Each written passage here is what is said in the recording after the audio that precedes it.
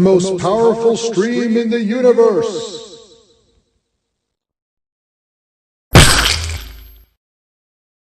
Hey folks, welcome to the most powerful stream in the universe. And today, special day and time. Normally it's Saturdays we do these, but we're doing it today. 1 week. You guys had a week to see Masters of the Universe 2026. We're going to talk about it today. I've got a panel arranged here. We're going to talk for a little bit, and I will give members, if you are a super friend, if you're a member of the channel, I will give you access to come talk with us live. Or if you don't want to, you can stay in the chat. And then after some time, depending how things are going, maybe I'll see if people want to come in from the comment, like from the chat into backstage and talk with us as well. You can rate the movie 5 out of 5, 4 out of 5, 3 out of 5, 2 out of 5. I can only have 4 options, so I couldn't put 1 out of 5. I don't think anyone's going to give it a 1 out of 5, but you know, I mean, if you want to give it a 1 out of 5, that is your prerogative. Tonight's stream is going to be just short of a shill stream, just to warn everybody. Everyone on here is either approaching 50 or slightly over 50, so you're going to hear things like, "I loved it," "My childhood," "This is what I've been waiting for," "I've seen it X plus 1 times," "My kids loved it," "I bought X number of toys." This is what you're going to hear for about 2.5 hours. So if you didn't like this movie, please let me know. I was looking for people who were willing to come on and who had negative points. I do have some points to make. It's not all going to be roses. I'm not giving this a 10 out of 10 or whatever. You guys have seen my review. So I do want to have a slightly more balanced discussion and not just a full-on shill stream, because I've already done my shilling for other stuff. I don't need to do it here. All right. So if you're new here, please hit the like and subscribe to the channel. I would really appreciate it. We cover a lot of great stuff. So for example, on Friday, it's Fantastic Fridays, where we talk about Fantastic Four comics. We share the screen with the comics. So we're going to look at issues 233 to 235. We're going to read them. And this is John Byrne, baby. So every Friday you're getting burned every Friday. And these are kick-ass stories. This is John Byrne now, so we're not messing around. It was Jack Kirby, then he left. Then we had 100 issues of so-so. I still liked it, and now we're into John Byrne, so there's no excuse to not be there. Tuesday Night Terrorvision, we're doing The Burbs. Yeah, man. That's going to be a really fun stream. I haven't watched this in about 400 years, so I'm looking forward to rewatching it again. That's hosted by my friend Pete from Wrestling with Horror, so make sure you subscribe to Wrestling with Horror. The link's in the description of all my videos and live streams. Every Wednesday, the return of G.I. Joe. That means 1 week from today, G.I. Joe is back, baby. And we've got a gun in the hands of a kid, and he's going to shoot Cobra friggin' Commander, man. Cobra Commander dies 1 week from today. I guarantee it. I guarantee you he's dead 1 week from today, and he's never coming back. Crazy to kill him off in only 33 issues of G.I. Joe. Well, he might not be dead, but find out on Wednesday. And then every Monday is Earth's Mightiest Mondays, where we talk about Avengers comics. So it's the same thing we do for G.I. Joe and Fantastic Four, except it's the Avengers. So yes, looking forward to talking about this. That is a famous cover, the arrow with the Ant-Man on the thing, and that's Scott Lang Ant-Man, because Hank Pym is in prison and he's going to trial. Poor guy, just because he slapped Jan. You know he said he wanted mustard on the sandwich, and she didn't get. I don't understand. You just put mustard on the sandwich, and it would have been fine. Just joking. Anyways, okay. Big thank you to our channel members, our super friends. We have 40 members. As they come in, I will thank them personally as they come in. So thank you guys for being members. I really appreciate it. We also thank our friend Clobberin Times, who wasn't really a big He-Man guy. He was slightly older, so he kind of missed the He-Man thing, but we thank him anyways because he was a good friend of ours. So put a CT in the chat. I know some people are already putting a CT, so I appreciate that. So thank you for doing that. All right, let's start bringing in the panel. And guys, there's no Sean tonight. Long story. It's nothing. He's still recovering from the DDT, the 2 DDTs I gave him, the 2 tornado DDTs I gave him. So he's recovering from those, but he will be back next week. All right, so let's bring in my buddy Steven. Steven hasn't been on in a while. Hey, Steve. Hey, man. All right, let's okay, we got let's bring in John. Hey, John. I just want to say, disclaimer, Amazon has not paid me any money to talk about Masters of the Universe. I'm not getting paid anything. This is me. I paid to see Masters of the Universe. Yeah, so. I got paid. Where's my? Here's how much Amazon paid me. They paid me zero. Yeah. All right, let's bring in Big D here. Where's my Conan intro? Where's my Conan intro? I didn't lose that, did I? Wow, I cannot find the Conan intro. Oh, here it is.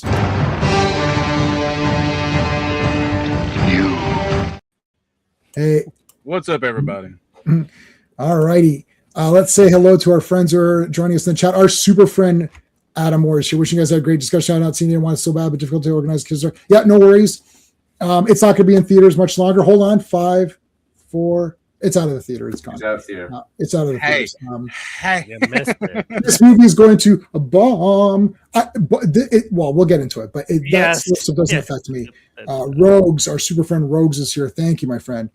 Master of the Universe Prince, what's going on, dude? Pretty great, but some of the sexual awkward humor. Yes, I will. I second that. Our good friend Warrior. I'm just gonna call you Warrior. You like the new Cobra Commander figure, but I wish it was regular release. The one on the throne? Where he's on the throne? Oh, it's awesome. Oh, and they released a bunch of shit today. All of it sold out already. There was a Snake Eyes and they called it Battle in a Box. Gone. I did get this. I hit the mother load. I know you guys are the G.I. Joe guys, but I hit the mother load on Transformers. First, I got Kranix. Oh, Kranix, yeah. And then I got Swerve and Sideswipe as well. So I did pretty good today at Walmart. They only have Recondo for GI. Oh, no. What's the green? The Cobra with the green slimy looking face thing? Night Viper? Yeah, I guess they had that guy. They had Hit and Run. Yeah, we had Hit and Run in my Walmart. I actually thought about getting him, but I was like, I'm here to get medical supplies for my daughter. Our super friend Al Davis, what's going on, buddy? Thank you, man. DJ super friend, what's going on, Jimmy? And you spoiled it. I didn't know I was holding that gun, bro. You didn't wait. Hold on. He didn't know. You didn't know who was holding it. DJ, you got to listen, man. You got to keep up with this. We're doing. We did this. We told you who's holding that gun. That was threw the gun at him in the one issue. They're like, "Hey, here." It was the last batch of episodes. Yeah. It was the last batch of episodes. Come on, man. Dude, remember what was that? It was that Dave Chappelle thing. That was 2 weeks ago. Oracle looked like a rag doll. Yeah, I'm not even sure if they rushed that to get it in because people really wanted it in. Sean better have a neck brace when he returns. He is gonna have a neck brace. Send your prayers, your hopes and prayers to the PO box. He'll get those, and then that way we have your mailing address, so we can send you stuff, because that's what Tugboat was doing when he went. Yes. Tugboat was like, Hogan's. There's like he did like 3 earthquakes on him or whatever, and then he's like, he needs your support, but what he really needs is your mailing address. That's what we did. Vince McMahon, buddy. We see what you did there. Remember points and saw it for free. Oh, nice. That is very good. That works. I got Fandango, so sometimes I get to go see movies. Visible Man, yeah. Whoosh, yeah. Joe Pan -1, yeah. I don't remember Kranix. Is he a Junkion? No, I have all the Junkions, though. They're all around in there somewhere. I had the original Wreck-Gar from when I was a kid. No, this guy's in the... So remember when Unicron comes and eats everybody? Mm-hmm. So it's the very, very intro of the movie. And then Hot Rod and it's Unicron. All the music, and they're running, and then it's like they try to get away, and then they get crunched up, and then this guy kind of, I guess this guy ends up with the Quintessons and whatnot, yeah. Right? When Hot Rod and Cup get captured, and Hot Rod and Thing come and help us. So there you go. I just love how in the Transformers of the movie they killed everybody, and then they were like in G.I. Joe, they're like, we can't kill anybody. We're freaking out, kids. They're gonna be traumatized. Kids are losing their minds or whatever. New products were coming out. Get the old product out. Yeah, well, I love the movie because it's almost like a reboot. It's like a soft reboot, right? Yeah. Okay. So let's take a look at the poll because we already have. All right, so let's see. Oh, we've already got everything on here. Okay, so 8 votes already. We just started. We got 8 votes. We got 25% say 5 out of 5, 38% say 4 out of 5, 12% say 3 out of 5, and 25% say 2 out of 5. So we have some people that didn't like it. Let us know in the comments what you didn't like. So I don't even know. Well, normally we share a screen and go through, but obviously I don't have this movie and I don't have any, like, I didn't, I purchased my IMAX, or it wasn't even IMAX. I'm sorry. It was the regular theater screening because they did 4DX, which, I don't feel like. Mine didn't even work. Mine was broken, but I got free tickets out of it. Yeah. I mean, like, so that's like, I think this is a tough movie. Let's face the facts. This is a very, very tough movie because the prime audience is here. Yeah. They're 50-year-olds. Do their kids or if they have grandkids, but let's say their kids, do their kids like He-Man? It's a tough call, yes or no, because it depends how much you loved it. So we had other guys on here like Sean. I'm pretty sure Sean will like this movie because him and I usually have the same opinions. And if we hate something, so my dislikes of it will be amplified with Sean more than, but I still think he'll end up liking it. Go ahead, John. Listen, I took my 11-year-old daughter to see it, Bailey. She loved it. She loved it. Okay. She wants to watch the cartoons now. She wants to, she wants more mess. She thought it was great, Okay.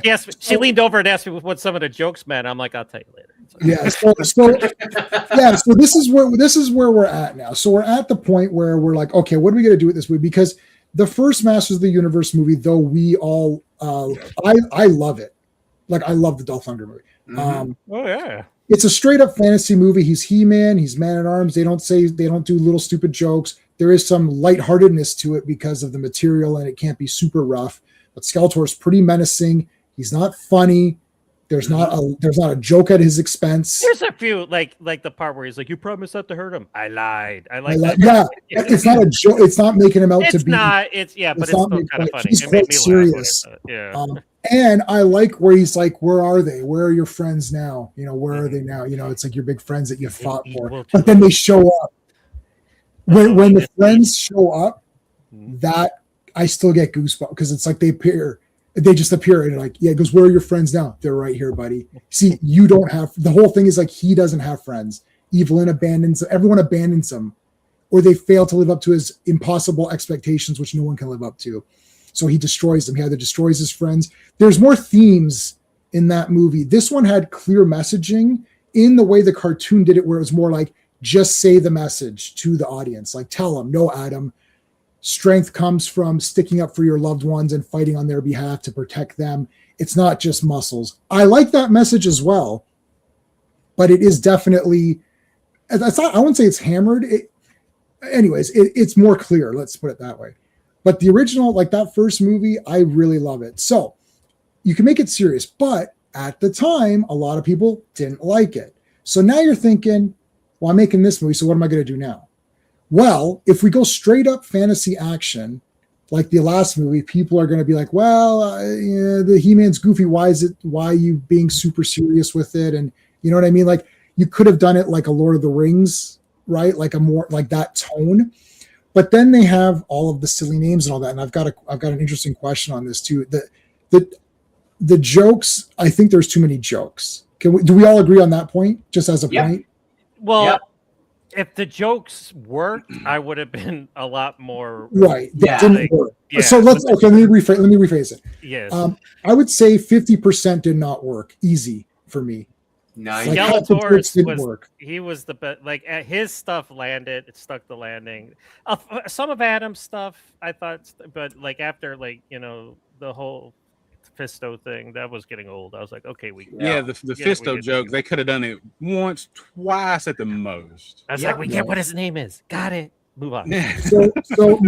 So there's too many jokes. That's one problem I think everybody, even the people that love the movie, agree that there's too much jokes that fell flat. Yeah. Like it felt like every other one wasn't funny. Like literally almost you could have sat there. Yeah. Like it's like, oh, that was brutal.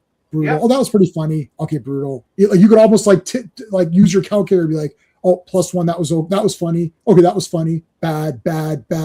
Oh, that was pretty funny, right? Like it was almost like the roommate completely or erase that character. Why? Yeah. Yeah, I knew from the Didn't trailer. name I'm him. like, this guy is gonna be. I'm already gonna hate this guy. And it goes, yeah. And I was like, who cares? Why are you Remove care? him. And then he like, are we doing spoilers? Is this the spoilers? Yeah, of course. It's been a week. Yeah, That's why I waited this long. Then I thought, oh, good, it's gonna take place in Eternia for the rest of the movie. Then the fucker shows up at the ending. I'm like, why are you here? Yeah, just to like prove he him right over. he was on screen more than Battle Cat was. I'm like, fuck yeah. Is that supposed to be like their version of Lubick? Coming there to acknowledge? Well, listen, no, don't even compare him. No, I'm not comparing. I'm just saying, is that what Travis Knight maybe was?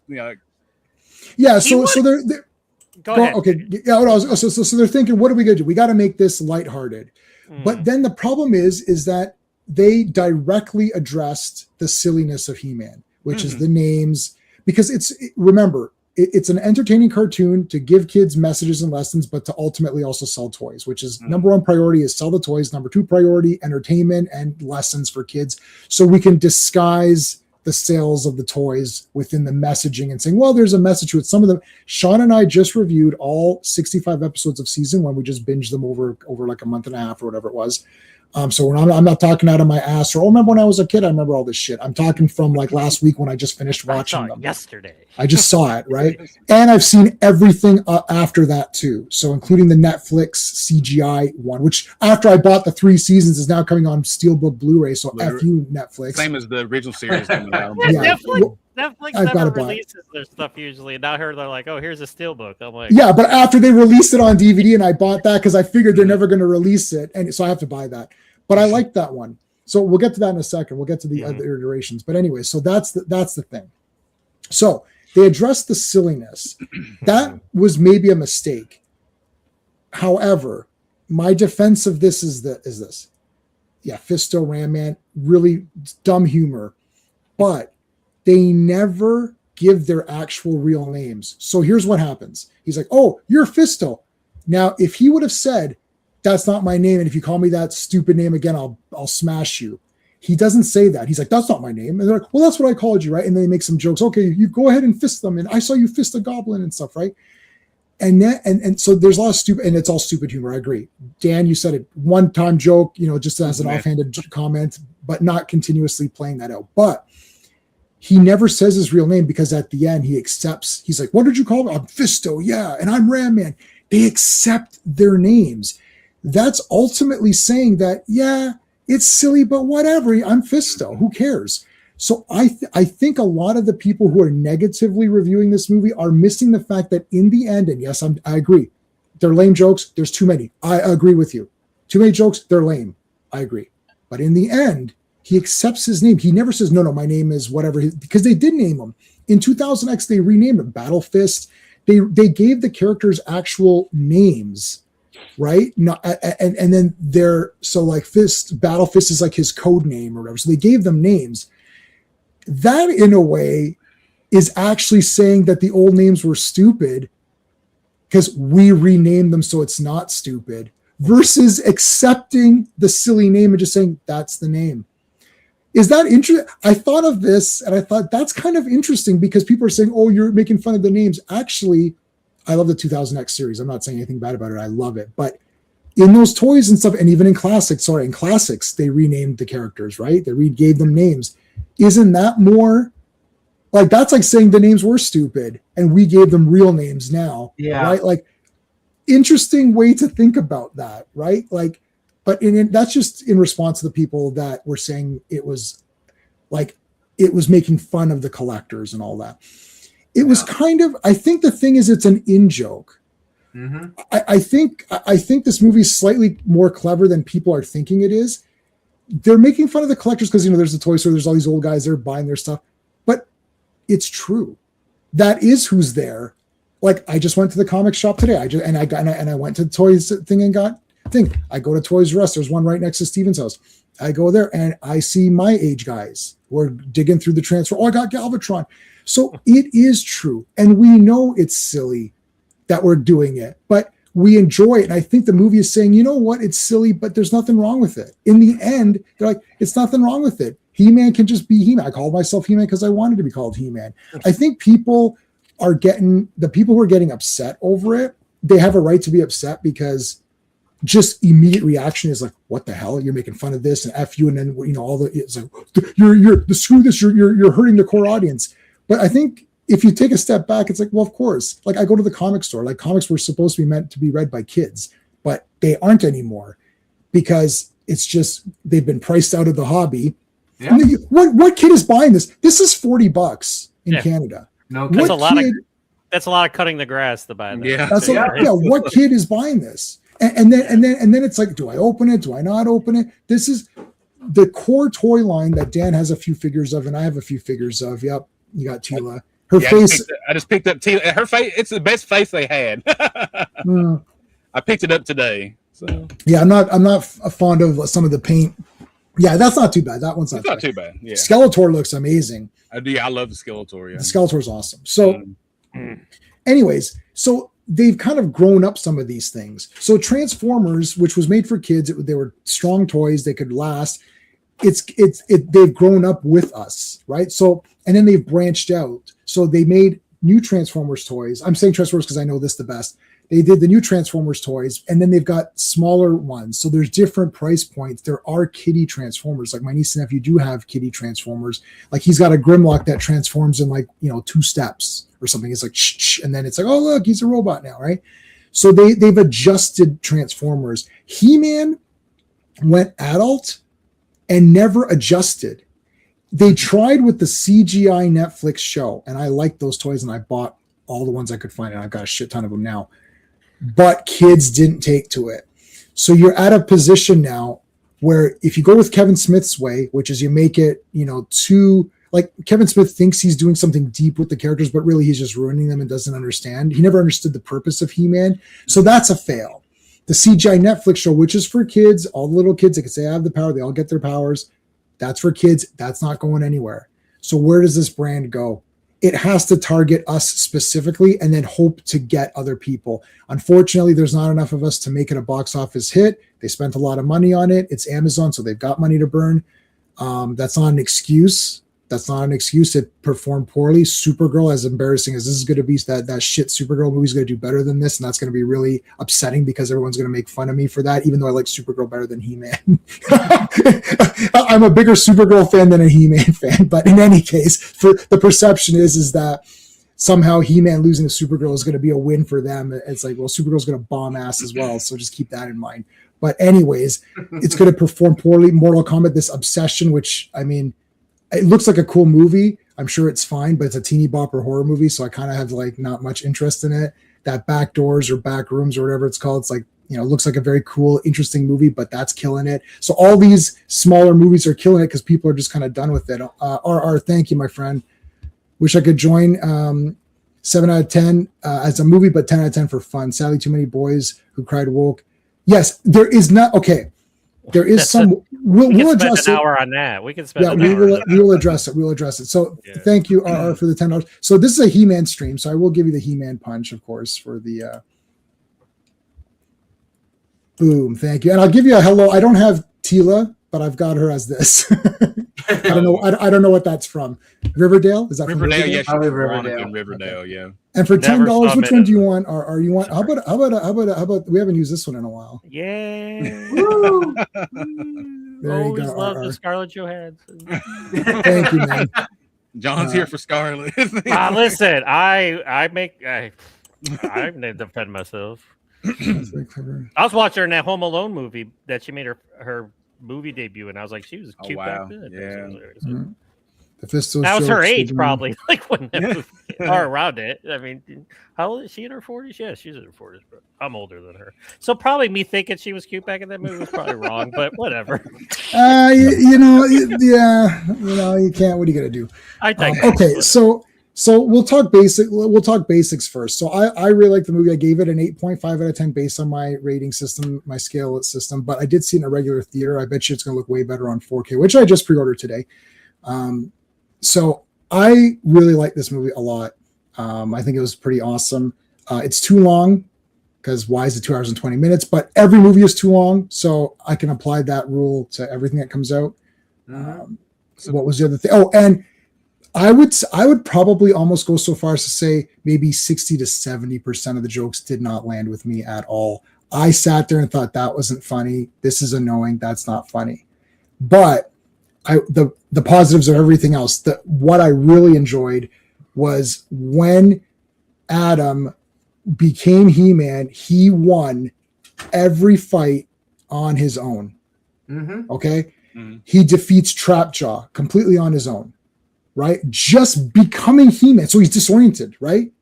And he punches, he's like, oh, he's like, what the hell? And it's like, oh, I'm strong. It's like, okay. And then he defeats Trapjaw by himself.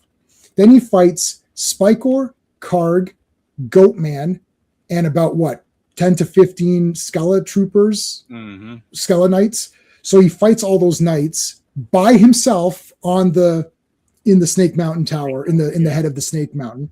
By himself, defeats them all. Then he fights Skeletor completely on his own, and he fights him in the physical realm of punching and slashing. He also defeats him in a mental realm where Skeletor tries to mess with his mind by himself. Superman, Superman, where are you? It's like, just because I love beating up on Superman, think about that for just a second. This is the first Superman movie. This is the first He-Man movie. He-Man's got a team of guys. Like, if Ram Man or Tila came in for the save, you'd be like, well, she's got, he's just becoming He-Man, right? Superman has had 3 years of being Superman in that movie, and He-Man's had 1 minute of being He-Man. And he's defeating guys on his own. Now he is clumsy with the vehicles and stuff because he doesn't know how to drive them. And it was a little bit of a get out of jail free card to, he kind of grew up on Earth and didn't know. Some people also missed this. When he got sucked through the portal that the sorceress made, he dropped the sword. Yeah. Yep. People missed that. They're like, how did he lose the sword? What? They missed that? They couldn't see that part? It was like clear as day. Maybe they looked down. Yeah. So eating their popcorn. My popcorn was awesome, by the way. And I usually just get Coke Zero, but I got a Fruitopia. I was like, oh, so beautiful. Anyway, so I like the messaging. I was a little bit, I don't know if I liked Man at Arms's arc, but they had to give him something. This is a movie where the characters need to have something.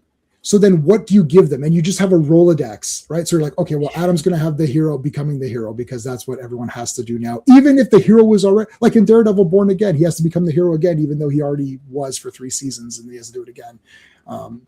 Anyways, but He-Man, you need the hero journey. There's no other thing you can do, right? Man at Arms, I mean, the first like 20 minutes of this, and then when Trapjaw came, it's like, you're like, oh, fuck. And he's like, oh, I'm here to kick your ass. That was awesome. And then it's like he's a drunk. It's like, oh, I don't know if I like that. So I didn't like that much. Everyone else's story was great. And I love that Skeletor's like, look, I'm just the bad guy. Don't try to talk me out of this. Right? I love the fact that on the real world, it sucks. His job is brutal. His boss is dumb. And she's like one of these fake bosses who pretends to care about stuff, but really doesn't care about anybody and just cares about the numbers. She's like, well, Adam, you're not doing that good, so we're going to let you go. It's like, I thought you cared about my feelings. It's all fake. It's all fake office stuff. So that was cool. I like that they made fun of that. So if you're going to be on Earth, it was 18 minutes. I timed it. It was 18 minutes on Earth if you include Beastman's attack, because Beastman still attacks there. Like, it's actually pretty fast for a 2 hour and 20 minute movie, which should have been 2 hours. There is 15 minutes really only of the Earth stuff, so it's not too bad. So there you go. The boss was acting woke, but it exposed the fakeness of it. Yeah.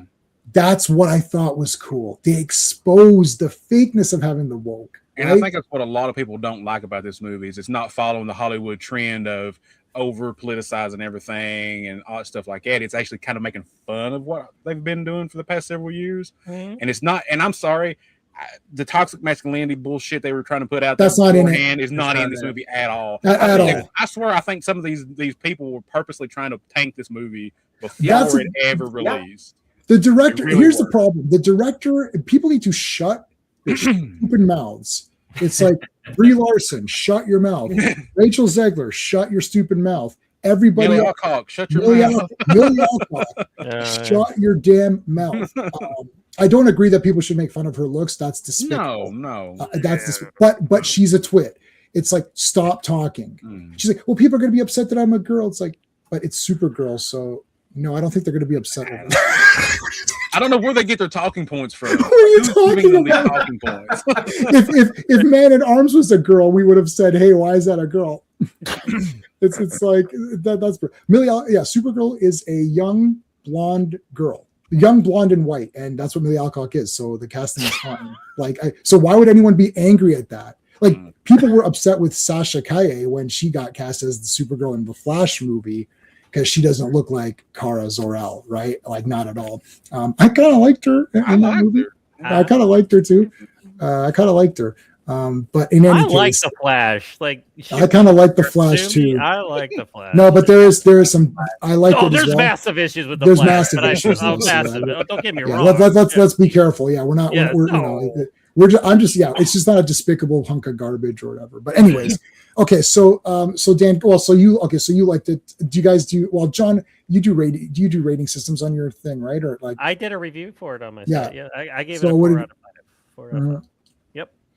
I listen. You brought up a lot of the points that I brought up. I mean, like, here's the problem. Like, I already knew this movie wasn't going to make bank just because, like, you know, the movies surrounding it, and that's the society we live in now. We're in a YouTube world where, like, these movies, these horror movies, and I'm not dissing these horror. I'm never going to watch them, but that's just me. But it takes away from, you know, stuff. Like, people say, like, because I talk to people all the time. They're like, oh, I want movies to be fun again.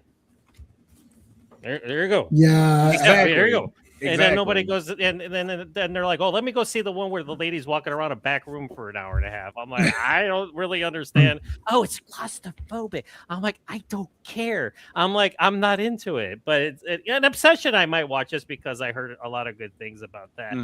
But people forget, like, when I was a kid, okay, and again, it might be the nostalgia thing. It might be because I'm 53 and I'm in that age bracket.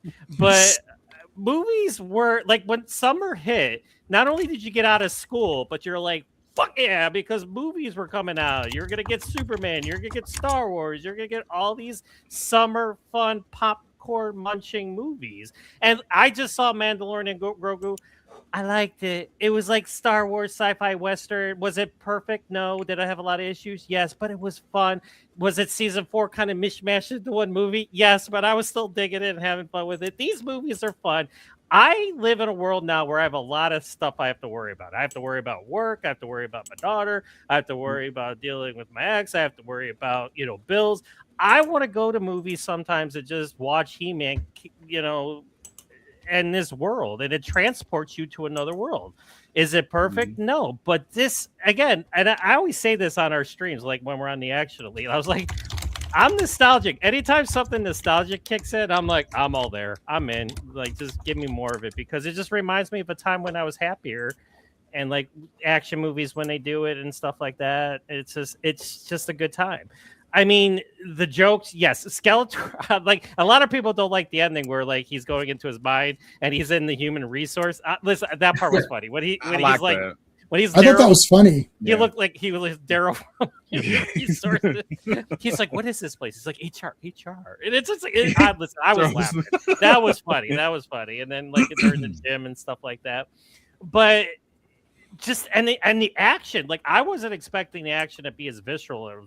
Some of this stuff's brutal. Like, Man at Arms throws an axe into a guy, and I'm like, whoa, that just hit that guy. And he fell over. Was there blood spraying? No, but it's still like that. Goatman, like, he broke off his thing and stabbed him. Yeah, kicked him off the lava.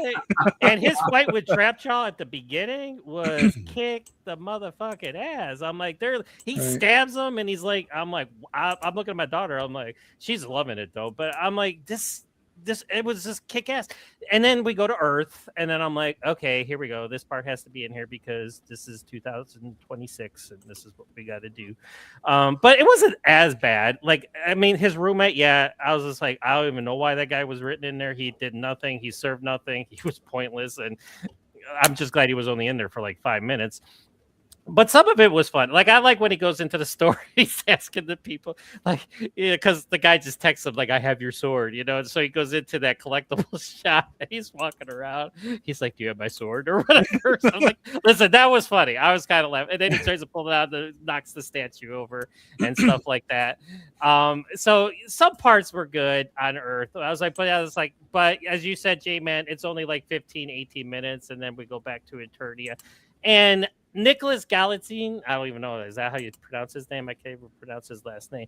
But he's young and he just went all in. He's like, look, I'm excited to do this. I'm like, I didn't grow up with this character, but I wish I had, because this guy is like freaking awesome. And listen, the first time he pulls out his sword out of its sheath and he's holding it, and I was like, hair was sticking up. I'm getting goosebumps now just thinking about it. And then like when it happens, and then it happens again at the end. He pulls the sword out, and I was just like, oh, it's gonna happen again. It's gonna happen again. And like, you know, and it's just, and the Snake Mountain, oh my god, it's such a good fight. He's just literally tearing ass all over the place. And it's just like you said, J-Man, he transforms and he's He-Man. Like, is he perfect at first? No, but it's a hero's journey. So we're going on this journey with him. And of course, the end is the culmination of it. And that's when he defeats Skeletor and everything. Man-at-Arms, his arc, I get it. Was it necessary? Probably not. But I got why they did it, and I wasn't a problem with it. I kind of like that part. Like, He-Man was the hero's journey. Man-at-Arms was the redemption. And Teela was like the bridge, like bringing them both. She was like, yeah, she was that safety net, you know, for both of them, which I thought was cool. And I love when they portray, because I remember when the first trailer came out and in him on his nameplate, and a certain stuntman that I won't talk about always comes at me with this woke argument. I'm like, do you understand what they're doing with this? I was just like, you know, like, shut up. But, and they did it. Like, you could tell Travis Knight was a fan. He's a fan. He loves He-Man and the Masters of the Universe. He did things. It was probably kind of like like, okay, I got to do it this way just because this is the world we're making it in now.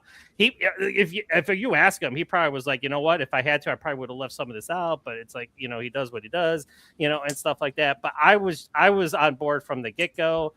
I didn't even think it, like, you said it was 2 hours and 20 minutes. I didn't feel it at all. I was just having a good time with it. I thought it moved pretty good. I mean, even the Earth stuff, you know, because then Beastman attacks, and, you know, that was kick-ass too. And I thought Teela was kick-ass in that scene because he hadn't become He-Man yet. So that was kind of like her heroic moment. Not that she didn't have any at the end. And the elephant in the room, Battle Cat. Yeah. I had fears. Or the elephant not in the room. Yeah. I had fears, and they were. Yes, it's true. It's like watching Snake Eyes G.I. Joe Origins, where he puts the mask on for 2 seconds. It's like, why couldn't you? Why couldn't Cringer transform into Battle Cat at the end when he transformed into He-Man again at the? The second time. And then he's having this kick-ass fight with Beastman, and they cut it, and I'm like, you know, and then Teela's fighting evil, and that was cut short too, kind of. That felt short too, yeah. Yes, and I'm like, why aren't we getting? And then at the end, he's riding on Battle Cat, and then it ends with what you see in the trailer, and I'm like, we're probably, you know, are we going to get a sequel? I don't know, but I hope we do, because I want to see Battle Cat. So that was my biggest gripe. It's probably a nitpick if you think about it, but that was the biggest elephant in, or not in the room, as you mentioned it, because I wanted that, and I didn't get it. But it still didn't kill the movie for me, because what else I got with it was a ton of fun, and it was just like I said. I went with my daughter. She's a new generation, and I was able to introduce it to her, and she saw. And I like when she sees strong women like Teela, you know, and even his mom, you know, who was a strong female character. And it's like, people forget, like, you know, Ellen Ripley, you know, Sarah Connor, you know, it's like, I don't get where, like, people forgot throughout the years that there were strong female characters in movies and action movies. You know, Cynthia Rothrock, how many years has she been kicking ass in a martial arts? I don't think anyone's, they don't know those. Like, I understand. I'm with the crowd in a sense, like, yes, this movie has woke stuff in it, because Man-at-Arms is white and he's black. You can't ignore the fact that that is there, but exactly, you have to go with what is given to you at the end product. So let me give you an example. In the comics, let's use Batman, because that's an easy one. Okay. So does everyone know who killed Batman's parents in the comics? Yep. Do you want to say the name, Steve? Joe Chill. Okay, so put a pin in that one. Joe Chill. All right. It's like, does Batman reveal his identity to his girlfriends if he has them? No. Mm-mm. Okay. Is Two-Face black? Nope. Uh-oh. Because that means Batman 89 is a trash movie. Change the comics because Joker killed the parents. That's wrong. So inaccurate to the comics. It's stupid because Batman gives his identity up to Vicky Vale. That's stupid. Or what's his face gives it up. That's dumb, right? And does Batman kill? No, but he kills in that movie. And they race swap Two-Face. So there's 4 super negatives. Like, we're talking super negatives. Comic inaccuracy, character inaccuracy with the killing of guys, right? Yeah. And race swapping. So that's a lot of inaccuracies. Is there anyone on this panel that doesn't like Batman 89? No, right? No. I love that movie. So I saw it like 3 times in the theater. Yeah. So I think the point is this. Yes, that is actually stupid in Batman 89. There's a lot of dumb shit, actually. Like when Joker killed the parents, even as a kid, I was like, well, what the hell? That's not, is that what it was? No, he didn't kill his parents, did he? That's weird. Like even as a kid, I was 12 sitting there, I was like, that's not what happened. Like this is the same J-Man as now. That's not in the comics. It's like the same me that I am now. The fact that, hey, mom, that didn't happen in the comics. That's fake. It's like this is the fake version. But I loved it, right? So here's the thing. We can't pretend that it's not there. They race swapped them. They did stuff, but at the end of the day, when the movie is completed, do you feel that Man at Arms, like in that moment when he went to go fight Trapjaw, I was like, shit, this is fucking awesome. Like, when he's running up to go, I was like, oh, here we go. You know what I mean? Like, I wasn't thinking, oh, they race swapped them. In that moment when you're watching it, you're not thinking about that, right? And when Joker kills the parents and he has the memory, you're like, oh shit, it was Joker. Oh, it's like you weren't like, afterwards you're like, oh, well, that didn't really happen in the comics, but in the moment it seemed okay, right? And and Batman's killing people, and you never really thought too much about it. It's like he doesn't murder, like outright just murder somebody. He does in Batman Returns when he blows that guy up, but he does drop Joker, but you're like, well, it's the Joker. And you know what I mean? You kind of like compromised in your head a little bit. Even Batman Begins, which I think is like pretty much flawless. He does allow Ra's al Ghul to die at the end, which even in I love Batman Begins. I saw it 3 times in the theater, but I was like, why did you, he should have tried to save him. And then he fell, make up something. Like, I don't like that he says, I don't have to been save like, oh, you. wait, here, let me grab. Oh, I'm sorry. Yeah, he could have tried. They could have written. That's my only smidgen gripe in Batman Begins, which is just like so irks me because otherwise I was like the whole movie was like, yeah, this is so good, and then it's like, no, just a little thing at the end, but whatever. So, anyways, we have to think that in the world there's going to be race swaps and there's going to be gender swaps. I think are worse. I don't really see any excuse to swap a gender because that usually results in a weird dynamic in the movie. A race swap in He-Man, if it's not acknowledged, like at no point in time does Man at Arms say, well, being a black guy is tough in Eternia. Like there's none of that. And I think when people say woke, that's what they're thinking in their heads. That is not in this movie. They never say the words toxic masculinity. They talk about muscles and they say, yeah, muscles aren't enough. It's not that they're saying you shouldn't have muscles. What they're saying is it's not enough. Like, yeah, He-Man, you're strong.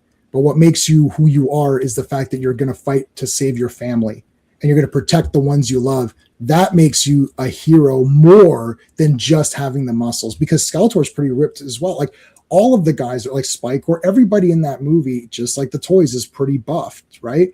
Yeah. And all of the women have good bodies and, whatever. Like there's no fat slobs, like, except for Pig Boy, who's great to have Pig Boy in there or whatever. That was kind of fun. But he's Pig Boy. So you get what I'm saying. Like, Goatman's not just a big guy. It's like the biggest guy you can friggin' find, right? It's like this massive guy, right? So I think the messaging was okay. So my thing is that if you're going to do one of these woke things, you have to make sure you're doing it for the reason of making the movie better, or at least being the character, as opposed to completely random where it doesn't make any sense and you clearly did it to pat yourself on the back. I can't think of a quick example, but I'm sure if you give me a few minutes, I can think of something. But anyways, Dan, what did you know? What? Let's go to Steve. Let's go, Steven. So Steve, we didn't see this together. So usually we all go to these kinds of movies together, Sean and Steven and I and Yep. Owen and so life got in the way, everything got messed up. I ended up going for the first showing. I took the afternoon off of work and I went to go see the first showing, and it was pretty empty. Like there was maybe like 18 people or something like that. And I remember counting. That's why I came up with a number that sounds like it was like 18 to 20. I can't remember exactly.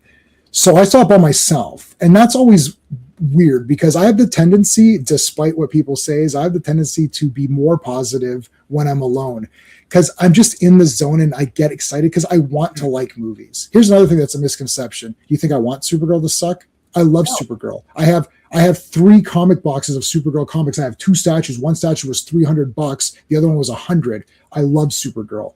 I collected the entire Peter David run as it was coming out. I have Peter David's signature on the first issue. I've been reading the current Supergirl. The issue just came out today. I'm caught up. I don't want Supergirl to suck, and I don't want to hate on it. I want to like it, right? So that's what they're not getting. I'm only reviewing what I see. Right before I went to go see Masters, our friend Owen from the Action Elite, who couldn't be here tonight, he had seen it. And he messaged me privately. He's like, you might not like this because there is a lot of dumb jokes. I was like, oh shit. So I was like, okay. I'm like, I got the warning. I'm like, thank you for the warning. So he's paying me back because I warned him Mandarin wasn't in Iron Man 3. So I sat down and I was prepared for it. And I was like, and while it was the first 20 minutes, like, yeah. Then it was like the jokes started hitting. I was like, ooh, these are not really funny at all. I'm like, oh man. I was like, oh no. But then slowly I was like, oh, it's getting pretty good. It's going up. It's going up. He became He-Man. I was like, shit, we still got like an hour and a bit. We got like an hour, 10, 15 minutes, and he's He-Man already. Like I think we had like maybe almost 90 minutes left and he's He-Man. I was like, shit, he's good. And then he stayed He-Man for a long time before they finally were able to knock him out. And then he had to re-say the power. He had to do the power again. So, and the end credit scenes were awesome. So I ended up really liking it. So Steven, we didn't talk about it. We didn't get to go together. And I doubt Owen messaged you privately to tell you about He-Man because he probably thought you don't care. Yeah. So what did you think?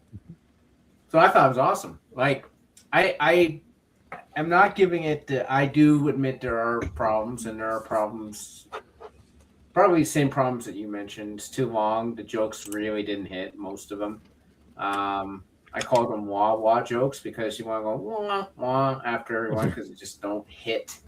But like, you know, and the roommate just drove me nuts. I can't, you know, like, I don't know. I watched Ready or Not 2, Here I Come, and the comic relief in that movie was a South Asian dude, and this one was I'm like, South Asian dudes are just comic relief now in movies. Like, why does this keep happening?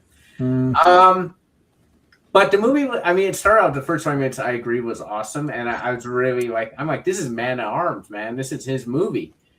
But I knew he was going to go through the whole arc after he failed, and then he was going to be a drunk because he failed, and then it was telegraphed. So that didn't bother me as much because I knew that's what they were doing. I didn't really like it, but I'm like, okay, well, I understand at least what they're doing. I was shocked how much I liked Tila because I was expecting her to be a girl boss and for me to just like detest her in the movie, and that didn't happen. So I was pleasantly surprised at that, how like earnest she was and all that. Everyone else was fine. Like He-Man himself was awesome when he turned into He-Man. The audience cheered the first time, so that was very heartening. Except for the woman a few seats from me who was too busy having a conversation on her phone to care. I would have told her to shut up. Well, Steve is not with me, but I've kicked people out of their chairs. That's how I am. Like nowadays, my daughter's like, shut up, Dad. Don't say anything. Don't say anything. I'm like, no, no. I'm just saying. Yeah. Steve was there for the I will rip your face off if you say another word. Yes. Yes. I turned around and said, the first time I told him to shut the F up. First I said, shut the fuck up, right? And then they kept whispering, and I turned around and I said, if you don't shut the fuck up, I will rip your face off. I said, go ahead. Steve was there for that, and he's like, the guy was like, okay, man, sorry. Like, listen, I know, Steven, you're so tough, but not to take away, but because you mentioned it, I'm not rich. I pay a lot of money to go see these Nope. movies. I want to fucking watch them. I don't want to fucking listen to you. I'm fucking listening to them. So that's all I got. Yeah, No, it's expensive. I get Go ahead. Yeah, it's like almost $30 for IMAX. Yeah. Sorry, Steve, continue. No, okay. No, it's expensive. It's expensive no matter if you want to see a premium format, it's expensive. So you're just being foolish. You're throwing money. You might as well go outside, take your money, light it on fire, because that's the equivalent to me. And they all left early. Yeah. Like, it was a family of 4 and they all left early. So I don't know what the hell they were doing. I don't know why you would leave that movie unless you're just a moron. Jared Leto, Skeletor, great. I the redemption of Jared Leto, whatever. I mean, I'm not going to get into that, but like, he was terrific as Skeletor. I do agree that I liked Meg Foster's Evil Lynn a little bit better than Allison Brie. I agree too. I thought she was weak. I thought she was a little weak too. She was a little weak, and she just like Meg Foster has that very, very distinct look that is perfect for Evil Lynn. I was just like, Meg Foster's gold. Meg Foster's gold. Her eyes are a special effect. Everybody's always said that about her. She has great eyes. I liked everyone else. I was glad that like Trap Jaw and Tricops and that weren't just one-offs. Like, they did appear continuously in the movie. I was impressed with how they all looked. You had the great fight at the end. They made fun of the names. I went, the problem I didn't have the problem with them making fun of names is they kept going back to it and they kept going on with it. Like, oh, he meant, and give him head and all that. It's like, give him head. Like, I'm just like, okay, guys, I think I'm laughing now, so maybe it is funny. Yeah. But I liked Ram Man anyways. Maybe I was wrong. I don't know. The Earth stuff, I didn't care for other than the Beastman attack. I did think the boss was pretty funny, actually. I think she was a perfect representation of that. Yeah. And I did like him stealing the sword, and then the girl there's like, will you go on a date with me or whatever she said? He runs out of the store. I thought it was funny. Because in the trailer, I was kind of like, ooh. But then when it was happening in the movie, I'm like, this is funny. He's funny. It was really funny. Yeah. So overall, it was. I think a lot of people don't know how to react to this movie because they haven't seen a fun movie in a while, and they don't know how to react to it. They're like, wait, what? Great. Fun? What's that word? Yeah, it's fun. I think people want to read the negative look, and I wonder why people want to read the negative stuff and don't want to give something a chance when they perceive negativity, because every movie sucks. Like, every movie that comes out that's like this sucks. They kept mentioning, Thor Love and Thunder. No, this is 4 bazillion times better than Thor, because Thor sucks in that movie. Yeah. Here's what people are forgetting, and I've been sort of fighting on behalf of this movie because I liked it, but also because it's He-Man, and I want to sort of try to defend it in a logical way. He-Man wins on his own in all of his fights. Please remember this. Thor is a loser. He bumps his head. He falls over. He hits. I just watched Thor Ragnarok on the weekend. That has been removed from the rewatch list by my wife. She's like, we're done with this one. We're not watching this one anymore. It's brutal. And visually, it's cool, but Thor's a complete idiot. And Valkyrie wins. Valkyrie continuously one-ups him. Yeah. Right? He's constantly torn down and beaten up and foolish and hitting stuff and getting shocked and falling over and shaking like an idiot. You're like, Prince Adam's transformation to He-Man, that initial action scene after the Trap Jaw battle when they're flying around, you got all of the guys, he's on the sky sled and everything. That's the learning curve scene. Mm-hmm. Once the learning curve scene happens, he's now good. I'm okay with one learning curve scene, right? He's like, I can't fly this goddamn thing, and then, he figures it out, right? And then he's grabbing the shit and throwing it. Okay, that's the learning curve scene. When is the Thor learning curve scene? Thor in part 3 and Thor in part 4. 1. Why does he... Awesome. And you know what? Thor 2 is underrated. That's actually a pretty awesome movie. I know. Everybody does. Like, I didn't have a problem with Dark. I did. When I saw it, I did. Then I watched it again. I was like, I was retarded. That was awesome. And I can be wrong sometimes. And I Thor 2 is awesome. And in Thor 3, that's the beginning of the stupidness. You're like, God, here we go. Everybody's an idiot, and they're arguing. That's Taika Waititi or whatever. Taika Waititi, who is suited for other films, but definitely not this one. And Valkyrie's the worst character in the entire universe of all film. And why is he of all film, not just an MCU. Yeah, why is he making a Dredd movie? Why is he Oh, making God. a Dredd movie? I'm like, oh, why would you pick him to make a Dredd movie? We're not, yeah. Like Dread 2012 is like a low key masterpiece. But anyways, yeah. So remember, He-Man wins. Yep. If it was gonna be full on woke, Tila would constantly have to save him. She doesn't save him in the end scene. She doesn't even save him with Trapjaw. She's hiding. Remember, Trapjaw's there. Man at Arms is scared of Trapjaw. He has like PTSD Trapjaw or post Trapjaw syndrome. I don't know. So, no, but well, actually, he does. It's right? true. That is what it is. Mm-hmm. So he's scared of Trapjaw, right? And Tila's hiding. Tila is hiding her little cute butt behind that thing, and she's not doing shit. She's like, ooh. And she's like, He-Man, you got to try to get her out of here. We got to try to use the sword. She's sitting there yelling at the guy, right? To do something. And then she doesn't come and save him. How many of you guys, be honest right now, how you thought she was going to jump from behind that and come over and slash? You thought for sure she's coming in for the save. Guaranteed. Right, Steve? I didn't think she would, because I you said didn't? that this was a different kind of movie. PTT. And they kept they kept focusing on He-Man in the movie, and it seemed, it dawned on me. I'm like, Tila's going to be a complimentary character. She's going to be, the female lead, sure, but she's going to be a complimentary character. I got swept up in all the action scenes, and I stopped thinking about wokeness and all that stuff. I didn't even think of woke going into this thing, because if I thought it was woke walking in, I wouldn't have walked in. That's simple. Yeah, he was Himdall as well. Yeah, you're right. You got it. Yeah. And he was orange, and he had yellow and thing armor. Yeah. But I want to just make a note about like the negativity in that.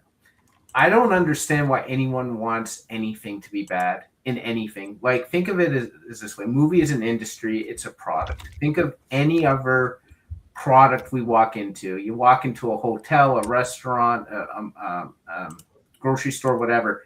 You want the experience to be good. If you don't want to be good, you don't walk in. And you want everything to run smoothly, and you want everything to be right. It doesn't matter if you buy everything that's there in the store or use every service. You want the services to be good. And if they aren't, you're disappointed. It's the same as movies. You don't want movies to be bad. You don't have the money to see every single one. So you pick the ones that interest you. Right. But you want every single one of them that you pick to be good. Yeah, Go ahead, John. I've never driven to a theater or like turned on my TV. Like I really hope this movie sucks. I really do. Yeah, I hate this movie. I hope it's a piece of shit. I hope it sucks. I hope there's no action in it. I hope they totally fucked it up. These guys got to take a back seat for a second. I've got Supergirl iPhone wallpaper on my phone. Yeah. I'm pumped for Supergirl. I had Exactly. He-Man. Do you have a little glimmer of hope that you might like it? I have a glimmer of hope because I want to like stuff. Right. So that's why when I go alone, see, me and Sean are actually toxic, because if we go together, then we just feed off of our anger. It's like if I like when Sean likes he writes his chapter. Right. I'm like, how long does this go? No, I love it. No, because Sean, what he does is he just waits. He waits for everyone to say stuff, and then he's like, let me just sum up all your shit into one. He should write. Message. He should write for. He's a much better. I'm a better talker. He's a much better writer to write, because when he writes out his songs, they're awesome. He's a good talker too. Commando. Yeah. He doesn't have the passion of the talking. His talking comes across more. I'm Kirk and he's Spock. Right? It's like his comes across a little bit more cold. So he can't get people on his side as much, but his writing is awesome. He should just write everything, because like his reviews are kick ass.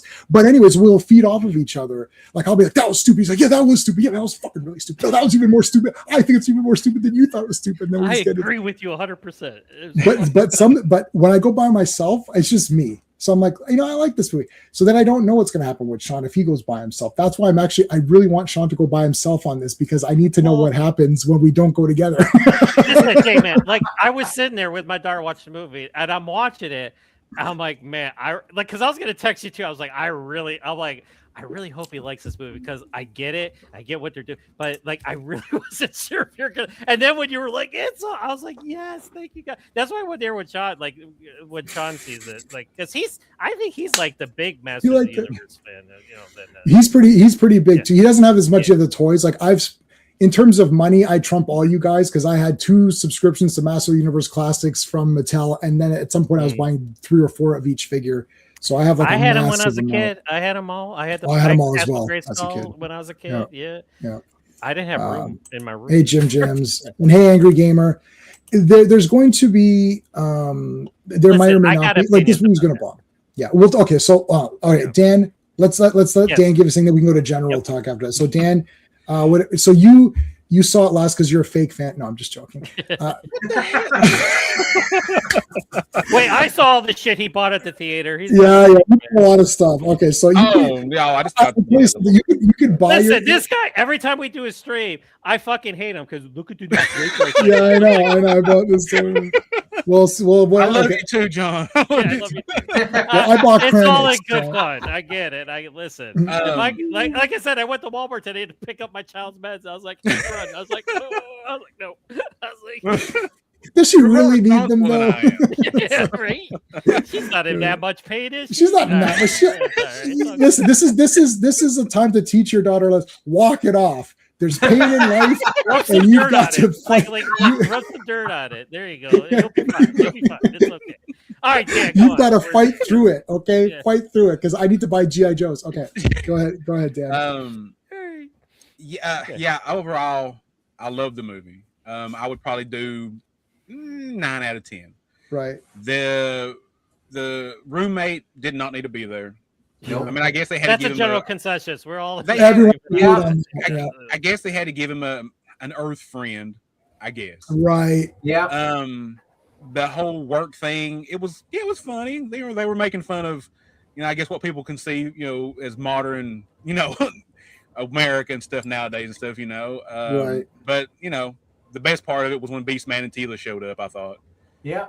I love Tila. I thought that the actress did a great job.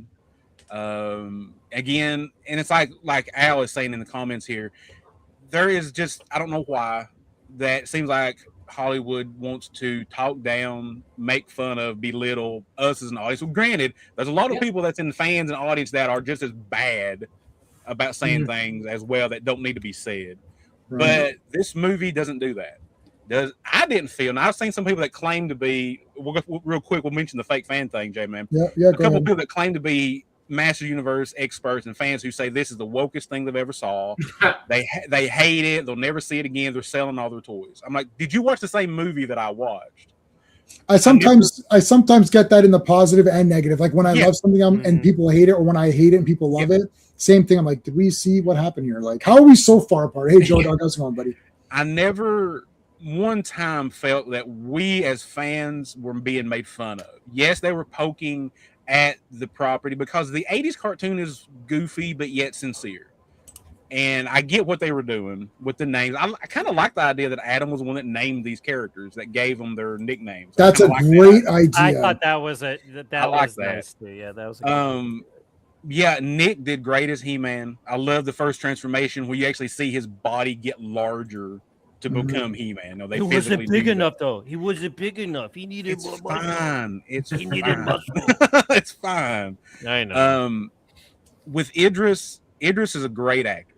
And I think he did a great job as Man-at-Arms. His rivalry with Trapjaw was unexpected by me, and I loved every minute of it. And they are paired against each other. The CGI, I don't know if you guys have watched the CGI Netflix one, which I recommend watching because it's fun, but everyone's paired off. So Beastman is against Battlecat. Yep. Cronus, Duncan, so Trapjaw. It's the 2 tech guys. Yep. It's the 2 beast guys. Yep. It's Tila, who's the sorceress in this cartoon. She's the sorceress. So her versus Evelyn, He-Man, and Skeletor. So they actually got guys to go against each other. So they paired that up in the movie. Yeah. Yep. But I never, again, the race swap thing doesn't bother me, and it's because this movie they didn't beat you over the head with it, like you said, Jay, man. It wasn't forefront. It's not Right. important, really. Yeah, he didn't say, oh, I was treated differently on Eternia because of my skin color, so I had to prove to be Man at Arms. He didn't say anything. It's just a black guy, and nobody says anything about it, and the movie continues as though it could say. If you watch it in black and white, it'd be the same dialogue as if you watched it in color. You can't tell the difference. But and not that real quick, like what it's Idris Elba. I'm like, they got Idris Elba to be in this movie and play Man at Arms. That's pretty cool. And that's how I looked at it. I was like, okay, yeah, he's a black guy. Okay, get over it. I'm like, Billy D. Williams was Two-Face. That's awesome. Yeah, I'm like, I'm watching this great actor play Man at Arms in a live action. That's how I looked at it. So, and I mean, playing the character of Man at Arms, I think he did a great job. He was probably the best actor who auditioned for the part, and he just happens to be black. Okay. Mm-hmm. I don't think they went out there and said, okay, we've got to have a black character. Ram Man is Asian. I mean, nobody really talks. Nobody really mentioned that. Nobody mentions it. Nobody. Because like he had the helmet on. It's like, it's kind of hard to see. It doesn't matter. It doesn't care. He had the mustache though, but but you get a sumo. Actually, Ram Man would be more like a big wide sumo kind of guy, right? And I watch sumo wrestling, so. Most of the jokes didn't bother me. I chuckled at most of them. The fisto, like I said, do it twice, you're done. Yeah. It doesn't really need to be done more than twice, really. I loved that Battlecat or Cringer talked. I kind of wish his voice would have deepened just a little bit when he got older. He still kind of had the kid voice when he was grown Cringer, later in the movie.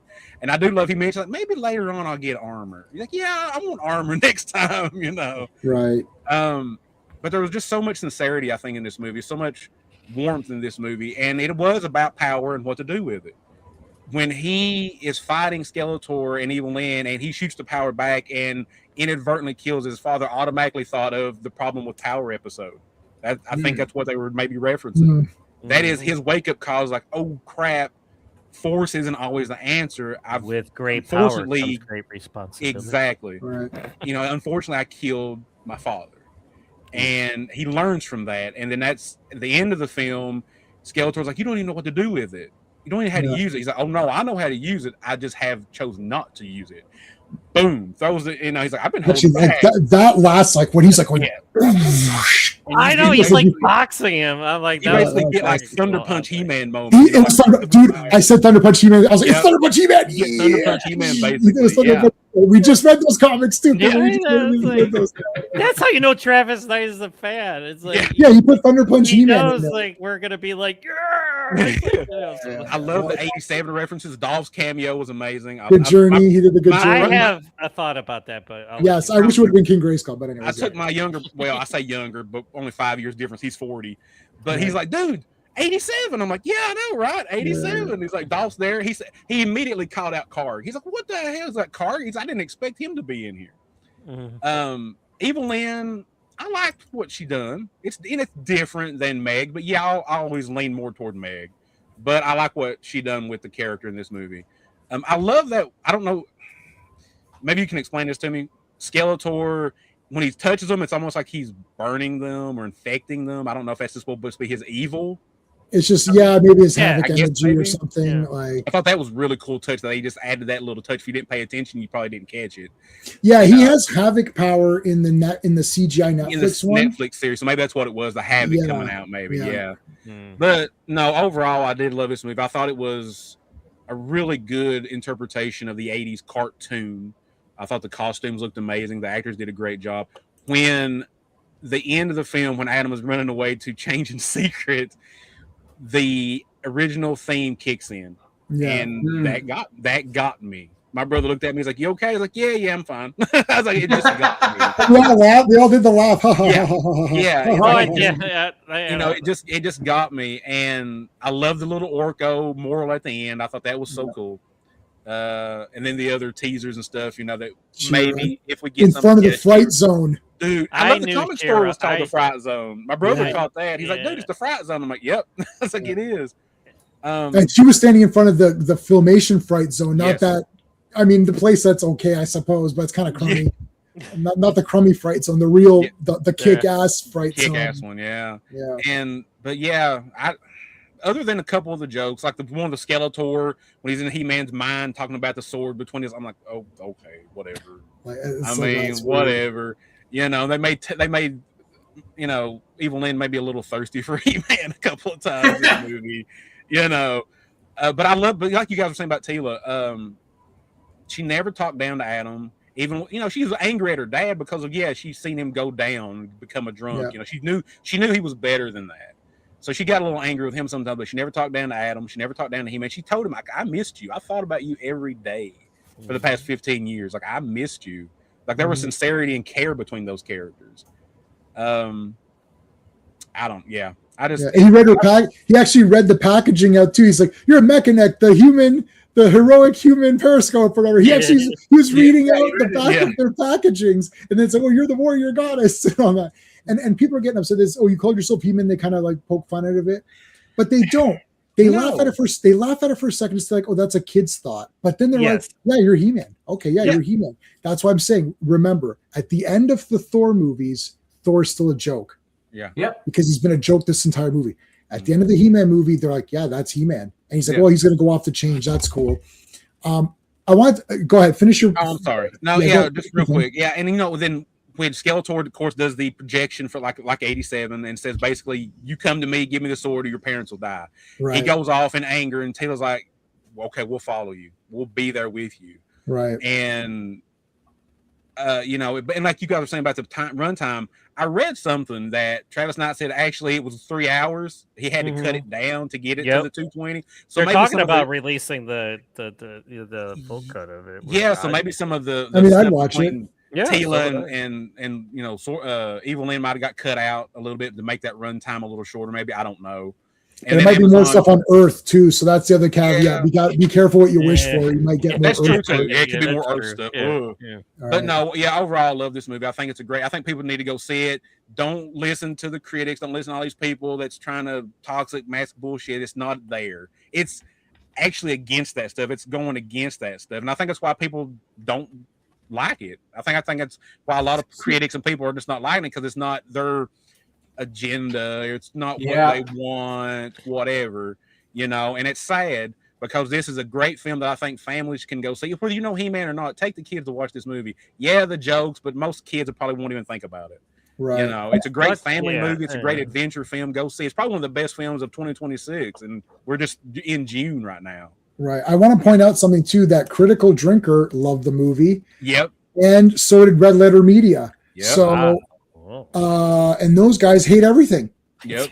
They really do. So what is happening here? Like when I saw Critical, I was like, oh God, I don't watch any of these channels. So I'm not promoting or telling you not to watch. You do what you want.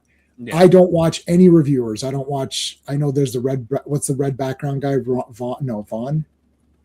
Oh no, it's on something on. Jeremy Johns. Oh, Jeremy Johns. Oh yeah. Red background guy. So I don't watch any of them. I see them come up in my thing, and I don't watch any reviews because I don't care. It's always on me. I love movies that everyone hates, and I hate movies that everyone loves. And sometimes I'm with the crowd. Everyone loved Top Gun Maverick. Me too.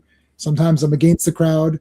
Right? Everyone hates Wonder Woman 84. I love it. Sometimes I love the movie and everyone hates it. Sometimes I hate the movie and everyone loves it. Sometimes I'm in the middle. Sometimes I change my mind.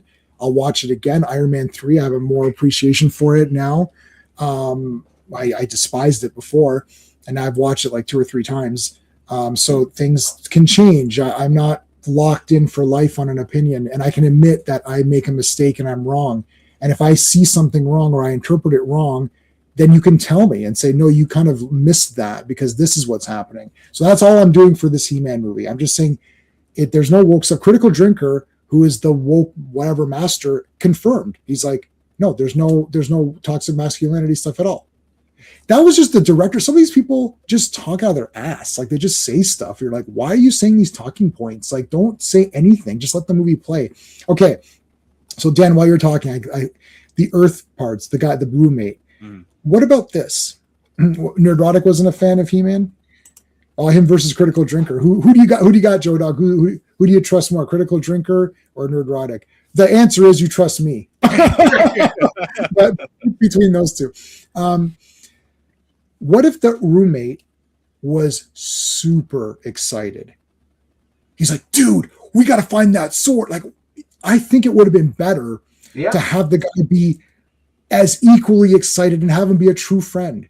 Like, I think Adam, I think it would have been cooler because it would be like, dude, I think we found your sword. He'll come back and it's like, I got a bunch of swords. Are these it? It's like, he goes, you can say like, dude, you're buying every sword in the neighborhood. He's like, it's like, these aren't the swords. I gave you a picture. So this kind of looks like, it's like, they should have had him get like a budget, like they should have had like Conan's sword and then Snake Eyes sword. How about this one? It's like, how about this one? Yeah, like that's what I'm saying. It's like Snake Eyes sword's like, that's literally black and it's a katana. It's like it kind of looks like your sword. He's like, it doesn't look anything like it. That would, yeah, that's a good idea. Yeah. Yeah, I just made that up right now. But again, it's like, and then so check this out, John. I just made that idea, and then you added a nerd element to it by saying, oh, what if it was Conan's sword? What if it was, and he had, or and then that would have been something fun for the audience. It's like all the cool famous swords, right? You could have had the 3-layered sword from friggin' Sword of the Sorcerer. That would have been fun. Yeah. So it's a missed opportunity to go for something generic to make fun. So it is another way to make fun of Adam, to show how lame he is. But I actually think had they made the roommate really excited, that would have actually made him a better character. And people would be like, I like this guy. Anytime, here, you know why you guys like Tila? Here's why you like Tila. Because she likes He-Man. He-Man is the star. It's He-Man's movie. So this is Hulk Hogan. This is Wrestling 101. Hulk Hogan is the baby face of the company. Yep. So if King Kong Bundy comes over and starts smashing him and slamming him, King Kong Bundy is bad. When does Andre the Giant turn bad? The moment he turns against Hogan, because now he's the bad guy. Yep. If someone likes Hogan, you automatically like them. Macho Man was a bad guy for so long. They teamed up a couple of times. He helped him in that tournament thing. All of a sudden, Macho Man's the Mega Powers. You're like, wait, when did this happen? If you watch wrestling, you're like, what? Wait a minute, Macho Man was a heel. How did this even happen? Because he went with Hogan. And then Macho Man goes up in status. Same with Ultimate Warrior, who goes up in status. This is how you do these things. If someone comes out and starts saying, "Oh, Adam, you're a loser and I hate you," it's like, okay, F you. I don't like you.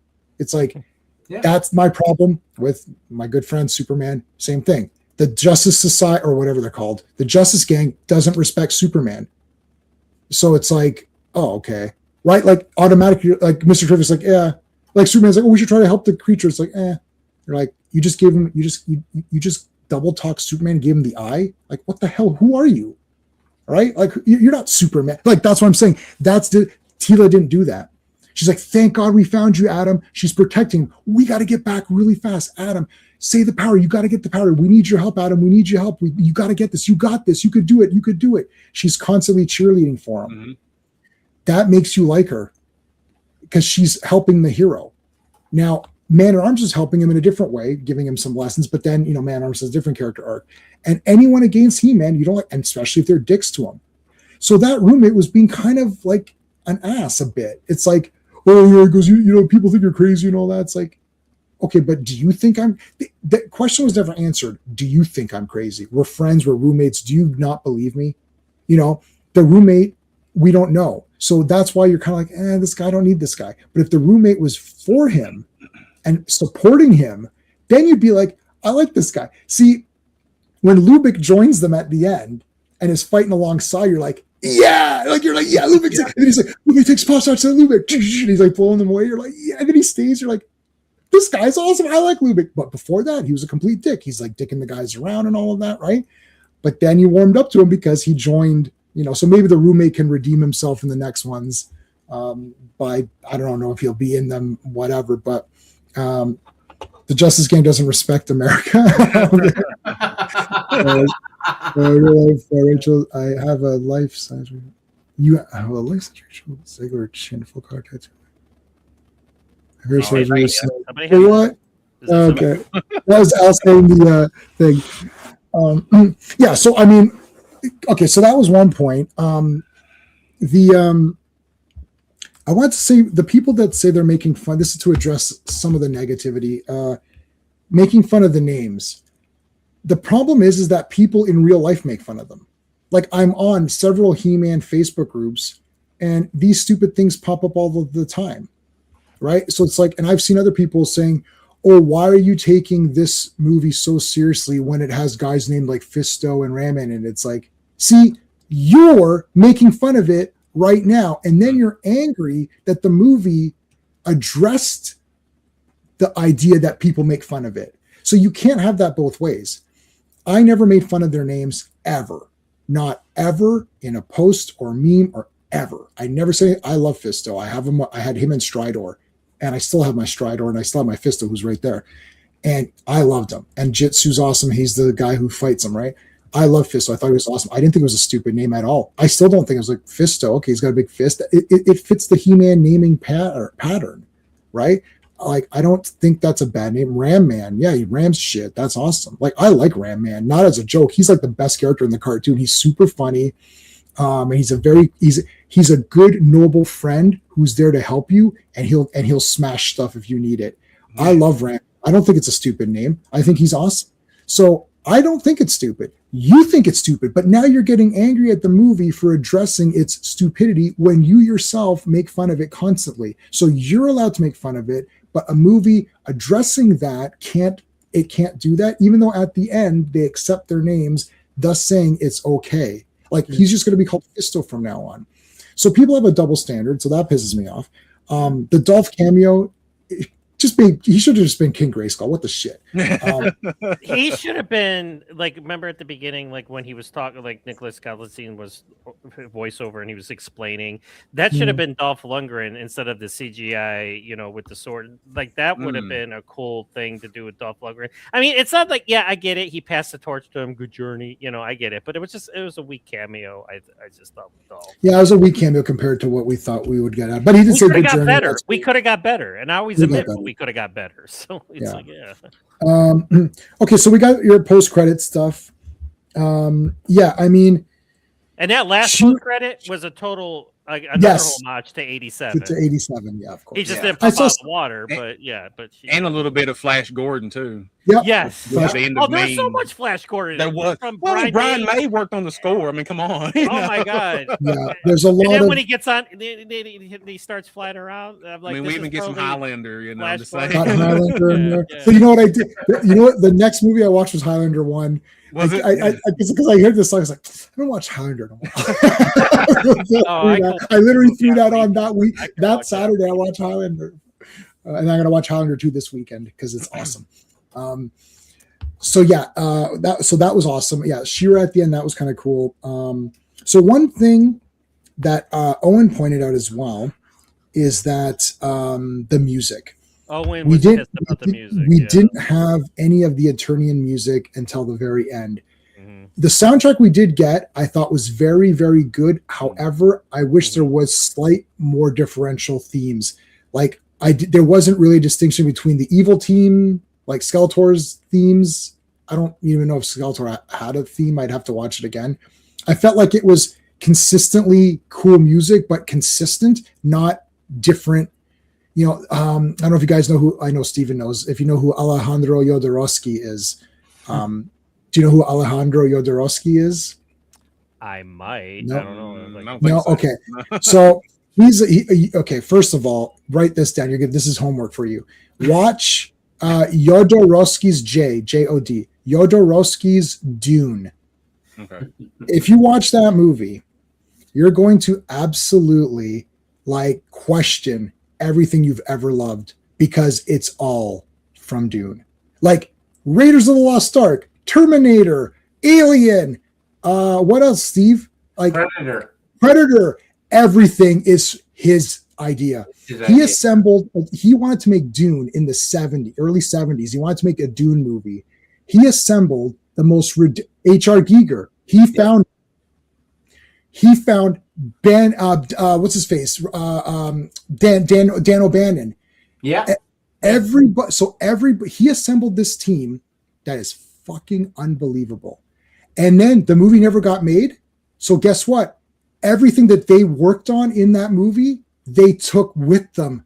So every movie that they made after that, Raiders of the Lost Ark, the entire goddamn ending is storyboarded. Yeah, from this movie. It's unbelievable. Yeah. You're going to question your whole life. You're going to be like, what the hell?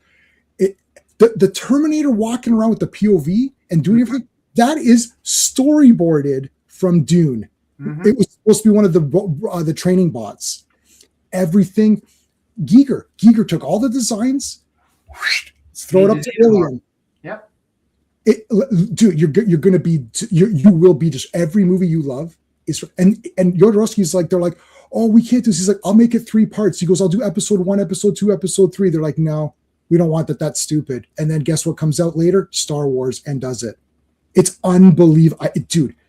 You need to watch it, I promise you. It's gonna open your eyes. Like, so Jodorowsky's Dune, and I own every movie he's used to work with. Mobius.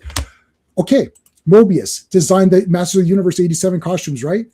His drawings are fucking from Dune. Dude, it's like, oh, that's from Dune. Like, it's unbelievable. Even if you just Google it, you'll be like, oh, that's the He-Man movie. Everything you ever loved came from this guy. It's actually a very sad story because he got Pink Floyd. So his idea was every faction in Dune had music by a different composer. Not one composer for the whole movie. Everybody, he got like 4, like whatever House Atreides, Harkonnen, like, as you guys know Dune now, you know the Dune stuff. His cast was crazy. He had Salvador Dali. Yeah. Mick Jagger was going to be like he had them lined up. He had Orson Welles as Harkonnen. Orson Welles was going to play Baron. He had him lined up. He went to where Orson Welles ate. He went to where Orson Welles' restaurant, and he's like, and Orson Welles like, I don't eat in any other restaurant but here. He's like, I will buy the chef so that you eat. He bought the chef. He's like, I will buy your chef from this restaurant to cook specifically just for you during this movie. This guy's literally insane, but he did it, and then it went nowhere. He had a 350-page story outline of all the storyboards. And the book is like this thick, and it went nowhere. So anyways, I'm sorry. I spent too long on this, but please, I can't. Guys, I'm telling you, you're going to, John, for sure, because you're a nerd for this stuff. Dan, you know all these things. You're going to be like your eyes are like, Contact, the entire beginning of Contact is stolen from Dune. The whole beginning is literally stolen from Dune. It's like 5 minutes. The whole thing is stolen. They showed it. They go, so here's my book. Look, here's Contact. So it's basically, like, you're saying my whole childhood was a lie because it came from this guy. Everybody's a rip-off artist. No. They're not a rip-off. It's his team. They kept what they did. Like Dan O'Bannon designed stuff, so he took what he designed and didn't want to lose it, so he put it for Alien. That's what I'm saying. Nobody ripped it off. His stuff, all of his team split up. So Geiger and Bannon went together. They're like, oh, we're gonna do this Alien thing. You got cool designs. Let's use some of these. So that's what happened. Chris Foster does all the sci-fi covers. He designed all the ships. You're like, what the hell? It's so this guy's Dune was gonna have xenomorphs in it. Is that what you're saying? I mean. No, he did. So all the Harkonnen stuff was designed. So like you got to watch. I promise you, Jodorowsky's Dune. I promise you. I'll give you my promise on this. Watch. It's awesome. Yeah, Mobius. He got Mobius. It's awesome. Anyways, okay. So that was that. So the music, it didn't bother me except for the fact. My point was that he got different composers. Now I know nobody's going to do that because that's kind of physically. Even though this guy did it in the early 70s, he actually had them all lined up. I know that's not going to happen in today's market. You hire one guy, you hire Hans Zimmer, and then he does the score. But Owen brought up a good point, where it's like, why couldn't they play? Like, why did they wait till the like? He's totally right. Like, why not play it earlier? Like, why? Maybe for dramatic effect. I don't know. That's the only thing I could have thought of. But yeah, they should have played it. There's no excuse for it. I think it took a point off just for that aspect alone. But I get it. He's the music guy, so he which we all are. But Owen, like, he's got like this personal space, for scores, which and if they, just them doing that one little thing, where to me it's like, well, that sucks, but it's like detrimental, which I totally get, because there's certain things that's detrimental to me and stuff like that. But yeah, it's like, why couldn't you just put that earlier in the movie when he transformed the first time? It's like, and then, it's like played it a little bit more, because obviously you had it in there to pay homage. So why not pay homage and do the second time? Like not the first time he became He-Man, that's the discovery of the power. So he's not He-Man yet, so you don't play the music. But in the second time, the second time when because he gets nailed. Like once he gets knocked out and he loses the power, then he has to get it again. Wait to say I have the power again. You could have played it then. Yeah, surely you could have played it then. Howard Shore, yeah, who's got play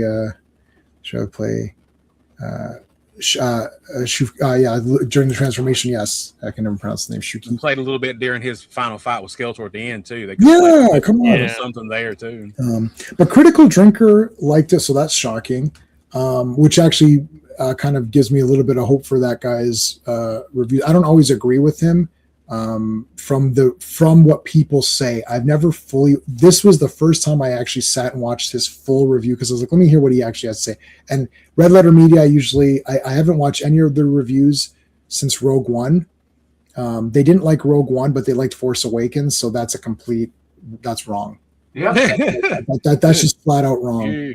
I did like the review because they'd point out old action figures. So the He-Man review, that's not an opinion. They're wrong. Yeah. Like the Force Awakens is a remake of Episode 4. It's a disgusting piece of garbage. It's unbelievable. They ripped off. If I made that movie, I would have been sued. So they would have been like, you just copied Star Wars. Well, no, I didn't. It's like you literally copied it. Rogue One is a very cool movie. Oh, I love Rogue One. That has an awesome ending, and it you can play it in between, and it still kind of makes sense. It didn't ruin anything. I had so many arguments with people because like they were dissing on Donnie Yen's fight with the stormtrooper, saying, "Oh, this is technically impossible. This cannot happen this way." Because I'm like, "Will you shut the fuck up? It's Donnie Yen." I'm with you on that. I can't say negative stuff about Donnie Yen. That's fake. I'm like, shut up, please. Yeah, I'm nowhere near a Star Wars expert, but as far as the Donnie Yen stuff goes, like, what's it matter? It's him. It's Donnie Yen. So no. Come on, Donnie Yen's got the get out of jail free card. There's a Dolph, JCVD, Donnie Yen, Jet Li. Like these guys got the get out of jail free card. If they show up, they're awesome. Jackie Chan has it. Like there's I didn't issue that many, but they're out there. So they just like whoosh the J-Man card. It's like, oh yep, shit. You're good. No matter what you do, you're the JCVD cannot do any wrong. When it goes to reviews, just real quick, J-Man, before you go to the next thing, as you know, I'm probably the one website that writes the least amount of reviews. One, because I don't have time and I'm always tired, and two, I just write reviews because I'm like, if I really believe in a movie, I write a review for it because I want to promote it. Like people say, why don't you write bad reviews? I have written bad reviews. But I just find it where I don't have a lot of time. I'd rather just write my good reviews and ask me if I didn't like a movie. I'll tell you why I didn't like a movie. But don't listen to I don't listen to anybody. Like you, J-Man, same thing. I could care that's why I hear these people talk about Rotten Tomatoes. Everybody why would you listen to what all these people that you don't know think about a movie? Right. It's like go see it for yourself and see what you think. That's why I'll even say it in my review sometime. I'll be like, go see it. So, this is just me talking about it because I liked it, and this is why I liked it, or this is why I didn't like it. But at the end of the day, if you're listening to me, don't be a follower. It's like go out and do it yourself and watch it. It's like that's why unfortunately it's how people are. They go there's so many people that 100% go by what Rotten Tomatoes says. That's what the industry. Unfortunately, that's what the industry goes by a lot of times. It's like, oh well, it's got blah blah blah, so it's not worth watching. It's like, it's not going to have staying power because it's only at 65%. I'm like, who gives a fucking make shit your own judgment, make your own opinion. Don't like you said, don't be a follower. Make your own. They have their opinions. They're paid for their opinions. Yes. Just go see it for yourself before you judge it, and then if you don't like it, you don't like it. But don't base your not liking it or liking it on what they say. Mm-hmm. I'm okay. Yeah, and if they don't want to go see it, that's okay too. You don't have to go see everything. It's your money. Don't go see it. Yeah. Mm-hmm. But if you were excited about it and then Rotten Tomatoes told you not to go, I don't agree with that. I agree with you saw the trailer yourself and you weren't interested. I agree with that. Mm-hmm. You saw the trailer and you were interested. I agree with that. I don't agree with this looked interesting to me, but Rotten Tomatoes said it sucks, so now I'm not going. Mm-hmm. Yeah. No, it looked interesting to you, so go. And if you think it doesn't look good, and Rotten Tomatoes says it's good, then you don't have to go. It's like, Rotten Tomatoes says it's good, so I better go. No, you didn't think you wanted to go see it, so don't go see it. That's the end of it. You got to do what you, and listen, nobody should ever team up with me on anything. You can team up with me in certain movies like this, but not in general, because I'm going to have weird things. Like all of us, I'll throw something out of completely, like I love Highlander 2, not jokingly. Like I love it. I think it's awesome. Like not I think it's equal to part one. Yeah. I love it. I don't care. They're aliens. Part one, yes, in my opinion, I love it. I love both. I don't care. That's what I'm saying. I like all of the movies. So I do like them all. I But- would listen. Total respect. I wouldn't go that far, but No, yeah, exactly. That's what I'm saying. But that's what I'm saying. Don't team up with me because I will have a thing where it's like you're like, yeah, I'm with you, J-Man. Oh wait, I'm not with you on that. So, and Steve knows this. Like, don't team up with me. I'm completely alone. Like, I'll sit there and I'll be like, that was awesome. And it's like, really, that was the worst movie ever. I'm like, I don't know. I don't know what you're talking about. So, because in my mind, I fabricate my own little world. But here's the thing, and I think this is something unique that people didn't have is like, I think because I was alone for a lot of my fandom, like there's my family and then there's me, and like we do not interconnect. Like none of this, like everybody else's houses are just all like regular houses. They might have a PlayStation or something, right? But like I was like the super fanboy nerd for all this stuff. It's like, oh, when's Jay gonna grow out of getting those He-Mans? Apparently not yet, because I just bought one last week. I just got last week. So apparently that hasn't happened yet. So when you're alone that way, you just learn to not care. It's like, oh, so this is why sometimes I'll come across stronger too. Like I'll be like, no, I don't like this, or this is you don't know what you're talking about. Now everyone wants to be a nerd. It's like, no, you got to pay your dues. I'm sorry. I'm a metal guy too. You can't wear a Metallica shirt and you can't name a song. Get out of here. Mm-hmm. I hate this poser shit. If you don't know, then ask me. I said this in my video. You know what? I love to be asked. If you say, what should I do, Jay? Oh, I will talk your ear off. You tell me, you name a comic character and I'll tell you what to read. It'll be super exciting. And people then don't want to ask me because they're like, oh man, he's going to give me too much information. So I've learned to try to back my information a bit. Our buddy, who we don't name on streams, Steve knows what I'm talking about. If you ask him, you're going to have a 2 to 3 hour conversation. If you say, what Superman comic should I read? You better sit down for 2 hours before he explains everything. So, and that's the thing. So only later, after my formative years, did I meet other people, and then we became nerds together, and we kind of moved forward that way. Sean and Steven they're newer friends in my idea, even though it's been 25 years or something. We've been friends for Steven and I have been friends with. Steven's a new friend. Isn't that weird, Steve? 27 years, man. 27 years. You're a new friend. Because my old friends are like, Steven still got best friend baby teeth. He's got to get rid of. He's got the baby teeth. Like my friend whose also name is Jay. We've been friends since kindergarten. We're still messaging now. We're messaging today. Oh, did you see that? Did you see Steve Baskin destroy that Oz Perlman guy? That was awesome. It's like we're still messaging. No, well, that's a different thing. But yeah, so we're still messaging. We're friends. We've been friends for like 40 years, right? So it's like, and like, contact every day. Not we lost touch, like never lost touch. Well, and he doesn't even like any. He's not gonna watch He-Man. He doesn't care. He has zero interest in this, and this is my oldest friend. But we like sci-fi and nerdy stuff, right? So, anyways, but yeah, I think people need to get a bit of a backbone. And even if I say something, see, John never backs down from me, right? And Steven doesn't. And Dan, we haven't had disagreements, but like there's no backing down. And I don't want you to back down, because if you back down, then I don't want to win I don't want to win in that way. I want to see if you care. There's a difference. I respect your decision. I don't agree with it, but I respect your decision. And you care. Yeah. I'm not going to name names, but there's someone from our past, which I can name after, to Stephen, who will know. There's someone, it's a lady YouTuber. She loves Batman versus Superman, and she still loves it. Mm-hmm. Like, with all the people who left, all I saw was Snyderverse, restore all this, and I was like, F it, it sucks, it's trash, it's garbage. And she would come on stream, and we'd go on her stream, and we'd argue. I was like, no, it's terrible, it's a shit movie. She still loves it. She doesn't care what I say. She loves it no matter. But now, in a weird way, it's like, I kind of respect that, because you really stuck with the movie. Because I love movies that everyone hates, and I stick with my love of it. Mm-hmm. And she stuck with it, where a lot of people that were in her circle all jumped to the gun. Oh yeah, James Gunn. Yeah, it's like, were you guys ever fans? Because you jump. I don't jump. I love this movie. I'm sticking with it. That's it. Like, I don't care. Like, I love Batman 89 Returns forever. I like Batman and Robin. Oh, the Nolan verse. Oh yeah, F those movies. Nolan's the best. And then now that Nolan's done, oh, F those movies. The Batman's the best. It's like, guys, what's going on here? Like, people saw talking like the Batman. What happened to The Dark Knight? I thought that was like the greatest movie ever. Now that's sort of like, it was pretty good. it was pretty good. But the Batman's like so awesome. It's like, what are you talking about? For my entire since that movie's day one, all I heard is The Dark Knight.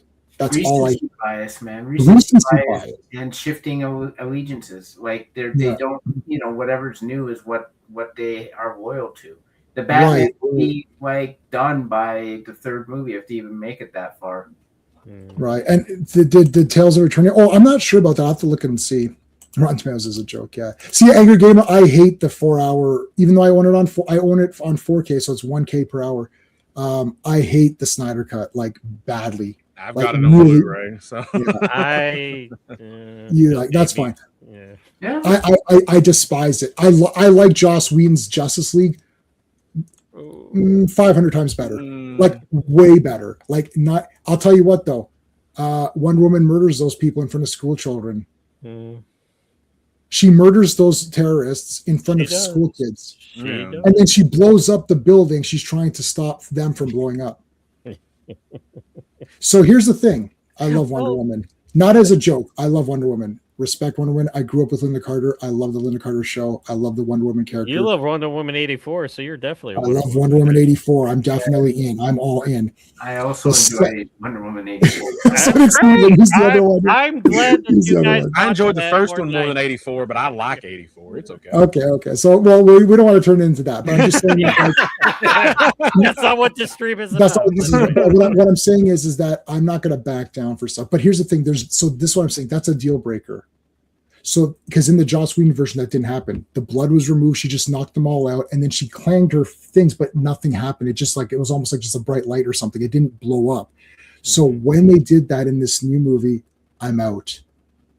I'm like, Wonder Woman just killed these people. Yeah, F this. It's like that. Screw it. And in front of kids too. Whether Wonder Woman kills or not, you can debate. But she did it in front of school kids. Like, I want to be just like you. What, a murdering scumbag who just murdered people and splattered them? You think she'd keep one of them alive to question them maybe and say like, who's your boss? Like, it was outrageously uber violent, and I despised it.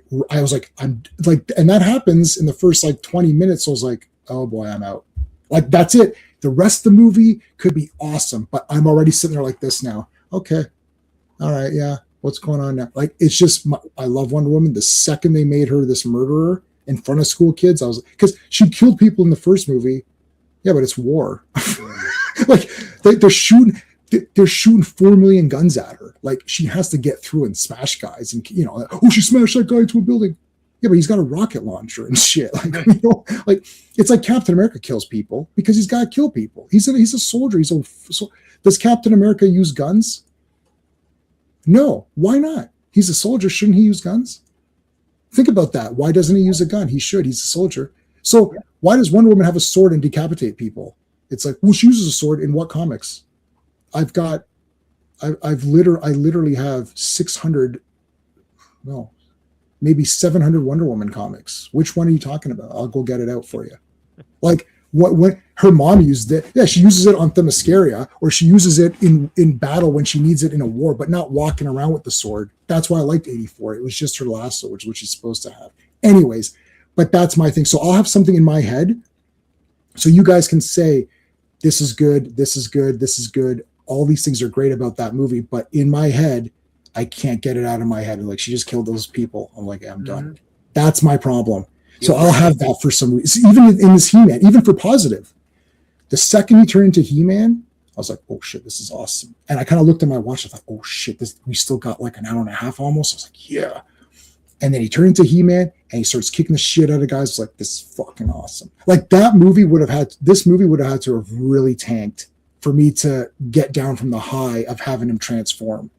Like in the Dolph Lundgren movie, when he said, I have the power, he says it at the very, like, then you're just like, yeah, because like you're almost waiting the whole movie for him to say it. Like, come on, say it.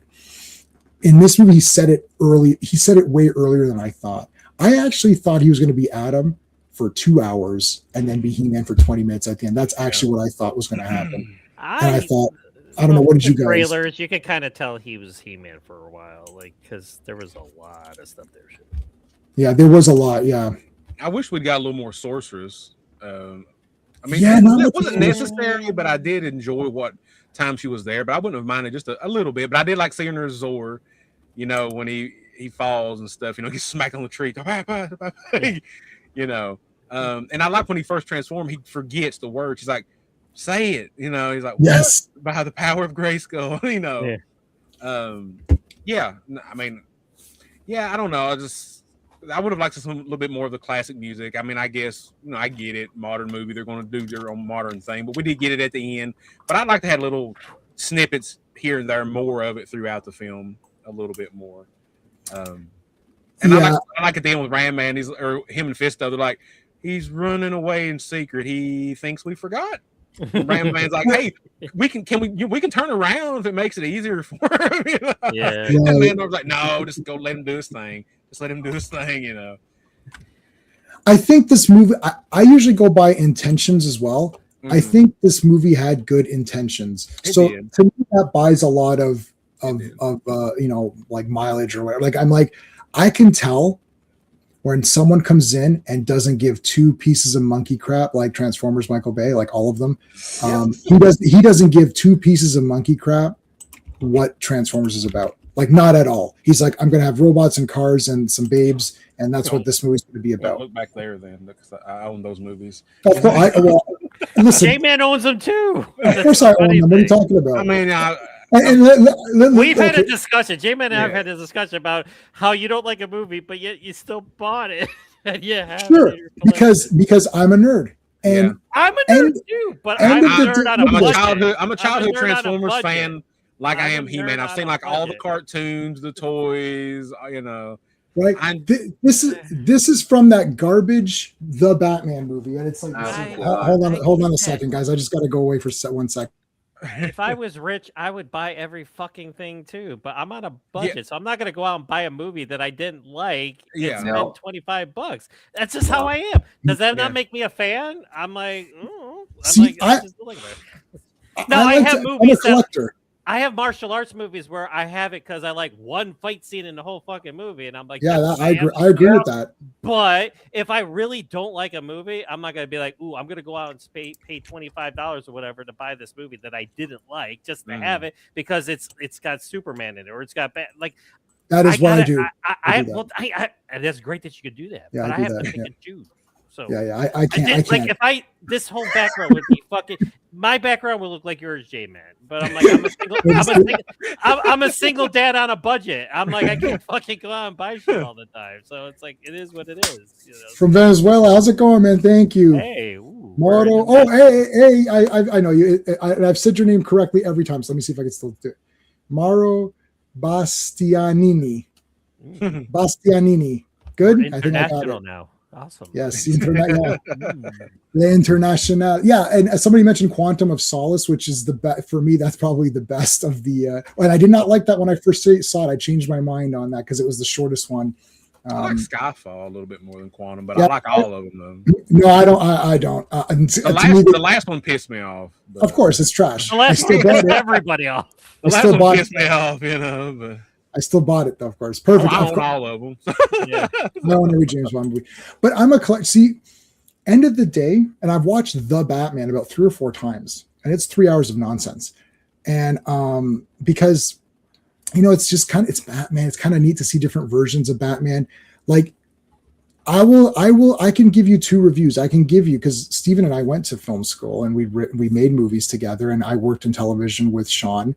On live programs and did camera work and editing and sound and everything. So like I've done stuff. We've written books. Steve's written so many books. Steve's authors page is there. I'll save the link. All the links, guys, are in the chat. They're in the chat and also in the description. So for all these guys, you can check out Steven's books and John's website and Dan's podcast. So we know what we're talking about. So we can go in and say, let's break this He-Man movie down. It is too long. The story is very simple. The lessons are very easy. You don't need to repeat them more than once in the movie. This movie could have been probably an hour and 50 minutes and been just the same amount of thing. Cut down the Earth to nothing. You could have them go there for little bitty searches and just fades. So you could crop this movie. You could definitely tighten up some of the dialogue, remove some of the silly humor, test it with the audience a few times, right? This is one of the problems with streaming services. Streaming services don't have the entire process of testing. They just make something. Back in the day, you make a pilot television series, you shop it around, and people say, I like that, I want to buy those episodes. Now, Netflix just produces their own thing, and so be it. That entire proving ground has been removed. Like, we're just going to make the show. It's like, did you test this with anybody? You know, right? They don't do that anymore. And movies need that, because you do need generic people. You need the normies to get the money. My money and your money and John's money, and I bought it on 4K, and you're going to buy it on 4K Blu-ray, and Steven's going to get it. We're all going to buy this. And, I can't wait for the next movie. It's like, well, there might not be one because this is just not making the money. Maybe it'll be okay on streaming. I don't know how their money works, but it looks pretty bad. It's bombing pretty bad. So you need to have this proving ground. Anyways, so once you do that, you can start going on. But then there's also the fan. I'm also a fan of movies. I like movies. I like watching movies. I enjoy them. I enjoy eating. I go to Steve's place once a month. We're going next week. I'm at Steven's place. We watch a movie. We pick one together. Let's watch. Last time we watched like Jugger, and the time before that we watched whatever. I can't remember. Soldier. We watched. Steven had never seen Soldier with Kurt Russell. Yeah. So we watched Soldier. And that movie's goddamn fucking awesome. But anyways, kill them all, sir. Oh my god, I'm going to kill them all. That was the best line. So anyways, so we can do it both ways.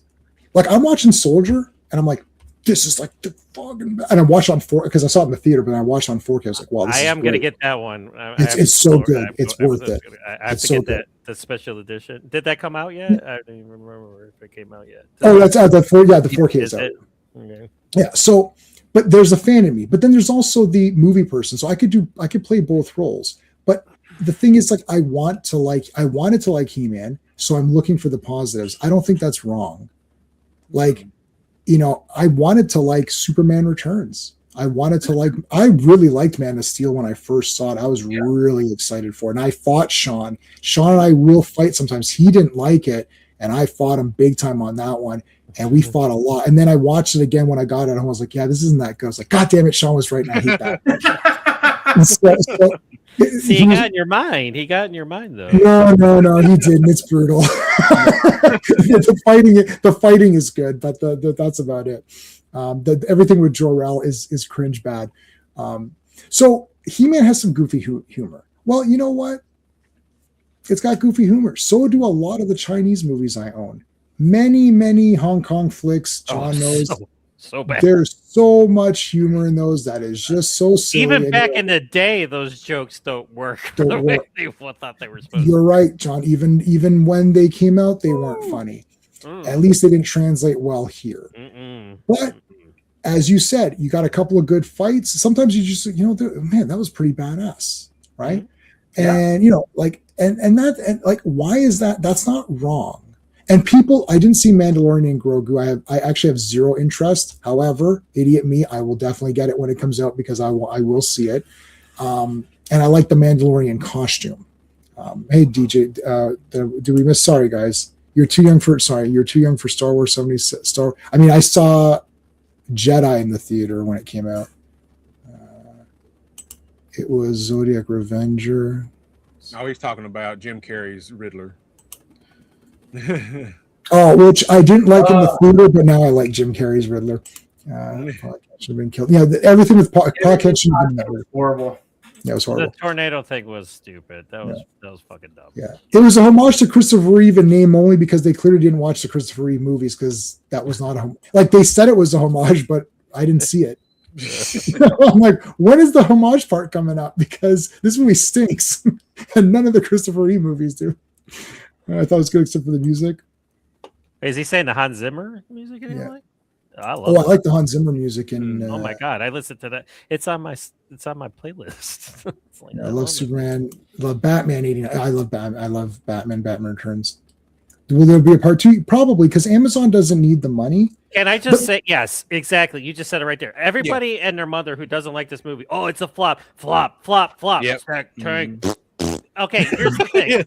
Amazon has billions and billions of dollars. Their money is in their website and selling shit, and like streaming. They want this for streaming. They weren't weren't even interested in a theatrical run for Masters of the Universe. But you know what? We're gonna be good to the people like us who grew up with this and put it in the theater because we know that they're gonna go see it. And what has Amazon seen for the past 2 weeks? Fucking countless people posting on social media how they grew up with this, how they love it, how it was everything that they wanted. So they're like, you know what? At the end of the day, if this movie only makes $100 million, that's a drop in the bucket. Yeah, they don't care. But it is. I don't want to get away from the facts that it is a flop. And it is like if you it's a flop. People are not watching it. It's a flop because it costs this much to make and it's only making this much in the movie theater. But people have to understand it's not the same world anymore. So I mean, I'm not saying we're definitely getting a sequel. I have no idea if they're going to be like, hey, but maybe it's not enough for them. What they've said in the press and what they've said online, they're like. That makes me think that they're loving what they're seeing from the people and stuff like that. And like, that's what I'm seeing. Yeah. Like I said, people don't understand like how things, especially when Amazon MGM, they're going to put this on their streaming service. They're going to be like, you know what? When we put Masters of the Universe on our streaming service, shit's going to blow up and people are going to be watching it. And what? People watch it a bunch of times. Yeah. Let me, John, you'll understand this. I don't know Dan's backstory. And I know you'll understand this the most. People think of it this way. The world is different, as you said. So let's go back to our younger selves. So there'd be many of the B action movies. So I attended a screening of Tiger Claws with Jalal Merhi in attendance.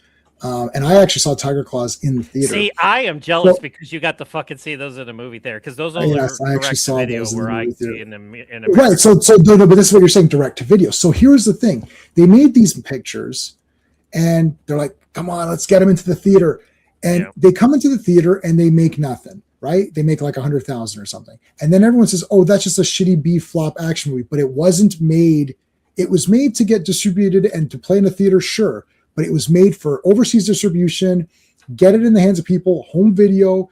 I don't think people actually really understand how big VHS was. Like direct to video action was a bigger market than cinematic action. Yes. I mean, cinematic action back in the 80s was huge, bigger than it is now, but yes, it was direct to video I don't think they're understanding what direct to video, the power of direct to video. Like I bought Tiger Claws. Some people think direct to video is an insult.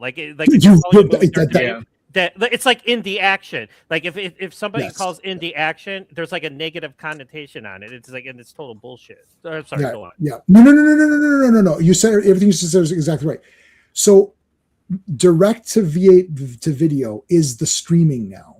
So replace those words. It's like it's direct to streaming. Oh, that's just a shitty streaming movie. Who cares? But that's what direct to video was. You'd go rent it for a couple of bucks.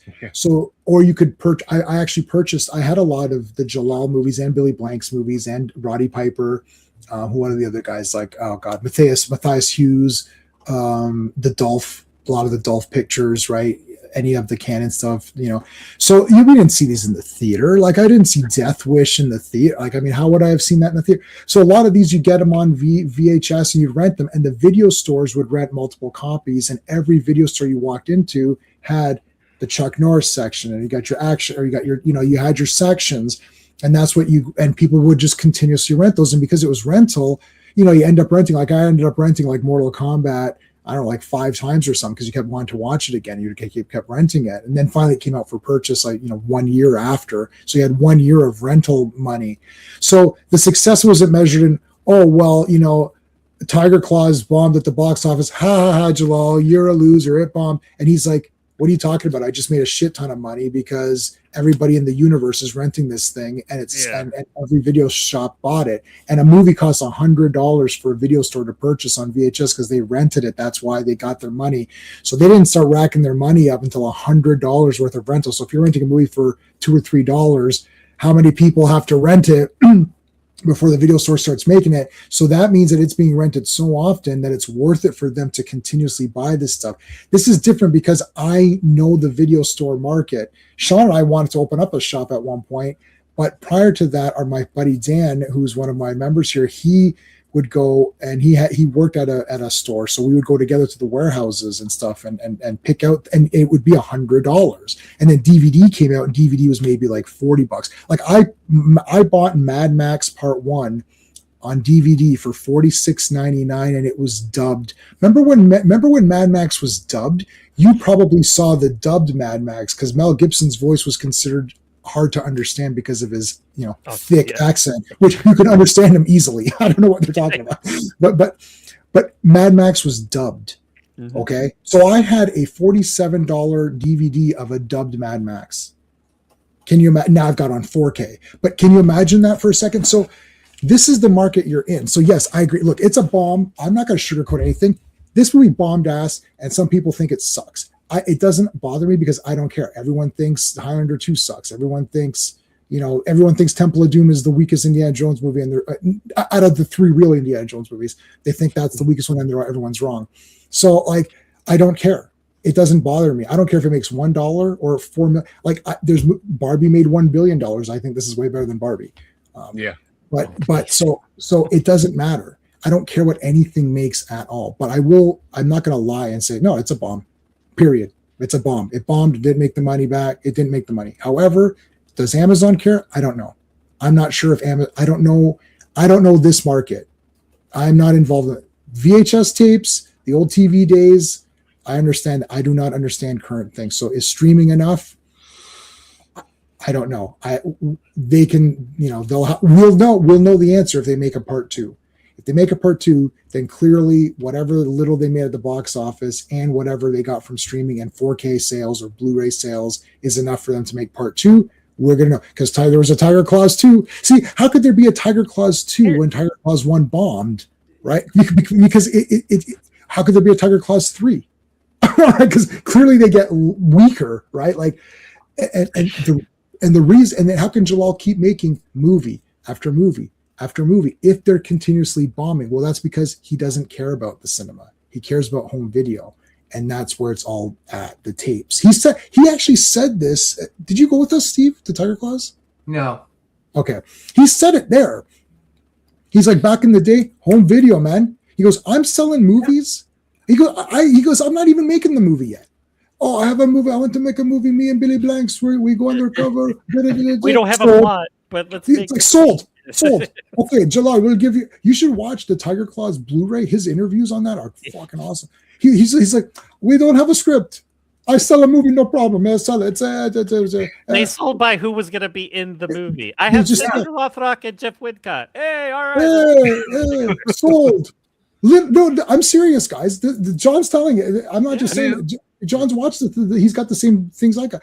Yeah, you're like the guy, but there's no script. Cynthia's in it. Don't worry. And even Canon, Canon, they're like, who's it gonna go? Give this one to Bronson. Give this one to Norris. That's all. Listen, those guys were the most notorious. Like they were like Masters of the Universe didn't have a fucking ending because they ran out of money. But the director was so adamant. He was like, we're gonna go back and finish this. It's like, so it's like they shot it like his, wherever they could shoot it. And just get they were like, they went back and just shot a final battle because they're like, when he pulls a sword out, movie's over. That was it. Yeah. That's it. Yeah. Well, it's like with this one, like John was saying, Amazon, whether they're spending it or not, they're making it seem positive, even though it's only made like $60 million. They're like, hey, that's good. We're happy about that. We're not, it's magical movie. It's so whether they're spending it or not, they're seeming like they're not disappointed with the money that it's made so far. And they're also like, who's like, okay, so it only made 29 point something million on opening weekend, but you know what? They're fucking buying the toys, they're buying popcorn kettles, they're buying this little fucking thing behind. At the end of the day, we're making money. That's and like you said, them seeing the positive reviews and fans coming out and saying all this stuff like that, I think that I would hope would resonate with them to say, you know what? Let's make another one, let's do another one because we did something right here. It may not have made a lot of money theatrically, which unfortunately the way movies are budgeted nowadays, it's hard to be a success It Yeah. really The is. budgets are No. way overblown. Yeah, if you include the actual production budget plus all the marketing budget, it's It's really super hard to crazy. do anymore. Oh, absolutely. I Thing is- guarantee That's you why they make a Obsession is sequel. doing so well. $750,000 budget. It's already made over $100 million. Yeah, Obsession is a character-driven. It's a character-driven You know. movie. You just need actors, right? So Oh, clearly, and then now Yeah. they're saying the actress, Indy, whatever her name was, they're like, oh, she only made $20,000 to. Oh make yeah, and one of the her. art directors came out and said she didn't make but like $6,000. Like, but it was a $750,000 Yeah. budget. It's going to be How low much do you think paid. she fucking nobody knew who the fuck she is, or Yeah. well now Right. more people do, but nobody Yeah. knew who she was, and like how much do you think she was gonna get paid for that movie? I guarantee you now that she's more popular, she's gonna get a lot more money when she makes movies. For sure, But they're making it sound like that's a negative thing. Yeah, I'm like, if somebody Yeah. said, "Hey, I'll give you $5,000 right now, to make this movie," I'd be like, "I'm there. Fuck it. What Yeah. time do you want me?" yeah, to do? the, Superman and Lois. she is Yeah. Lana Lang's daughter. Yeah. in Yeah. Super Lois, and I thought she was terrible in that, but apparently she's Yeah. good here. Most No. people in that show. Yeah, That's no. Let me. right. I don't think she was. I don't think she was terrible in it. I just didn't like that character, but that's Yeah. who she was. No, but the thing is that Obsession. Okay, it's doing well now, and it's doing extremely well. Well, that's great because I love horror movies. I'm going to see it. Congratulations. Yeah. Right. But now these I'm happy people about coming that. out after the fact, Texas Chainsaw Massacre, nobody made anything. I don't know where I saw this. One of the commentaries or features of one of the Texas Chainsaw Massacre releases. So Texas, original Texas, literally they made $0 because the distribution company and the production company hired themselves. So John makes a movie and me and Steven are the two guys. So we say, okay, John, you're going to get the profits after we get our money back. But here's what happens is that I get the money. So let's say it makes $1 million and I take $500,000 as my profit. And now John is who made the movie, like Toby Hooper. John is Toby Hooper. So John's like, okay, I'll start getting my profit. No. We got to pay the distributors. It's like, but the distributor is the J-Man company. And the producer is J-Man Industries or something. J-Man Productions and J-Man Distributors. And it's like, J-Man Distributors is charging us $500,000, so it only made $1 million. I got to take $1 million, and then this other company's got to take $1 million, so you get $0. And that's actually what happened. Like it's John Larroquette got paid in weed. yeah. that is what how he got I paid. mean, that's what I've heard. He got paid in marijuana. That's what Listen, if he's they did a smart, little he crossover. probably went around and sold it on the street and made a profit. I'm just saying, come on. Yeah. So, I mean, look, I'll tell you what I don't like. I don't like this in the positive or the negative. So both examples. I don't like when a movie makes a lot and everyone uses that as a benchmark. And I don't like when movie bombs and they use that as a benchmark because those benchmarks don't affect my person. I'm sitting in the theater with my popcorn and my drink and whatnot, and I want to be entertained and I want to enjoy myself. I don't want to be talked down to. I don't want a bunch of dumb crap that I don't care about. I want the movie to be what it is. Obsession is a movie where he makes the deal. You know, it's the monkey's foot or whatever. You know, it's like monkey's paw, and then she loves him or whatever. Okay, so that's what that movie's about. If it delivers that message and it's good, perfect. If it doesn't, then fine. But I don't care. It's like, if we use the positive spin, that movie only cost $700,000 and it made $250 million. Does that mean I'm going to like it? I'm not a mathematician. I'm a film guy. I'm a film fan. So I'm going to go see it and watch. And if I like it, I'm going to say, yeah, that was awesome. And I'm not going to say, well, it deserves to make the money. What do I know what it deserves? I don't know what anything deserves. I can only tell you what I like or what I don't like. Does this deserve to make more or less? I don't know. What do you mean deserve? That's not a thing to argue on. Like, they're using it as a positive. It made so much money, so it must be good. It's like, or it's a bunch of teeny boppers went to go see a movie. Like, there's a lot of these teeny bopper horror movies which I thought sucked ass, and Smile or something, right? It's like everyone thought that was great, and I didn't see it. I'm like, well, this looks stupid. Well, it's really good. It made a lot of money. That doesn't mean anything to me, right? Like, it doesn't mean any. But the reverse also. It didn't make any money, so therefore it must be bad. Like, okay, so that doesn't make sense to me. I don't care. Yeah, The it's like movie's Scary already Movie made. 6. It's making all kinds of money, but I don't care. I hate Scary Movie. I think I watched the first two as far as I got. I don't think they're fun. They're not the Zookers. Go ahead, Steve. No, the first one sucked. I think it actually became more like the Zookers. I think they took over at one point. Some Yeah. of them took over at one point. Yeah, because Leslie Nielsen was in it at one point. I think Scary Movie 3, those guys took took over. Yeah, I remember Marlon saying something about, or not Marlon, but I always forget their names. I get them mixed up. But I know they were saying that they got kind of taken away from them for a while, or where they just now got the rights back. I believe is why they came out with the sixth one. I think it was. Right. Yeah. So to address that, what you guys brought up, listen, it's a contract, right? I don't. So Steve and I made a movie. We made a couple of things, and I made tons of movies, and then we made one that's slightly more official. We made one in university in our last year or what? I It don't was know. just after we left, actually. Oh, it was just after we left. Okay. So how did we use? Okay. Anyways, I'm not going to get into that. So anyway, so we made a movie while we were somewhat in university. And you know how much we paid the people that worked there? Let me try to remember. Oh yeah, zero. Yeah. It's like I ordered them pizza, and even I was that. gonna I was say, like, did you at least buy pizza? no, I bought pizza, but I made them only pick 2 toppings because 3 toppings brought it to the next price tier. he's like, you're only worth 2. 2 toppings, right?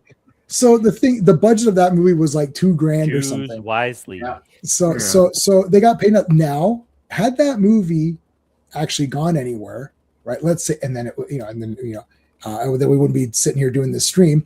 No. But if it went somewhere, are those people going to come back? It's a contract. You got to sign so many goddamn waivers or whatever.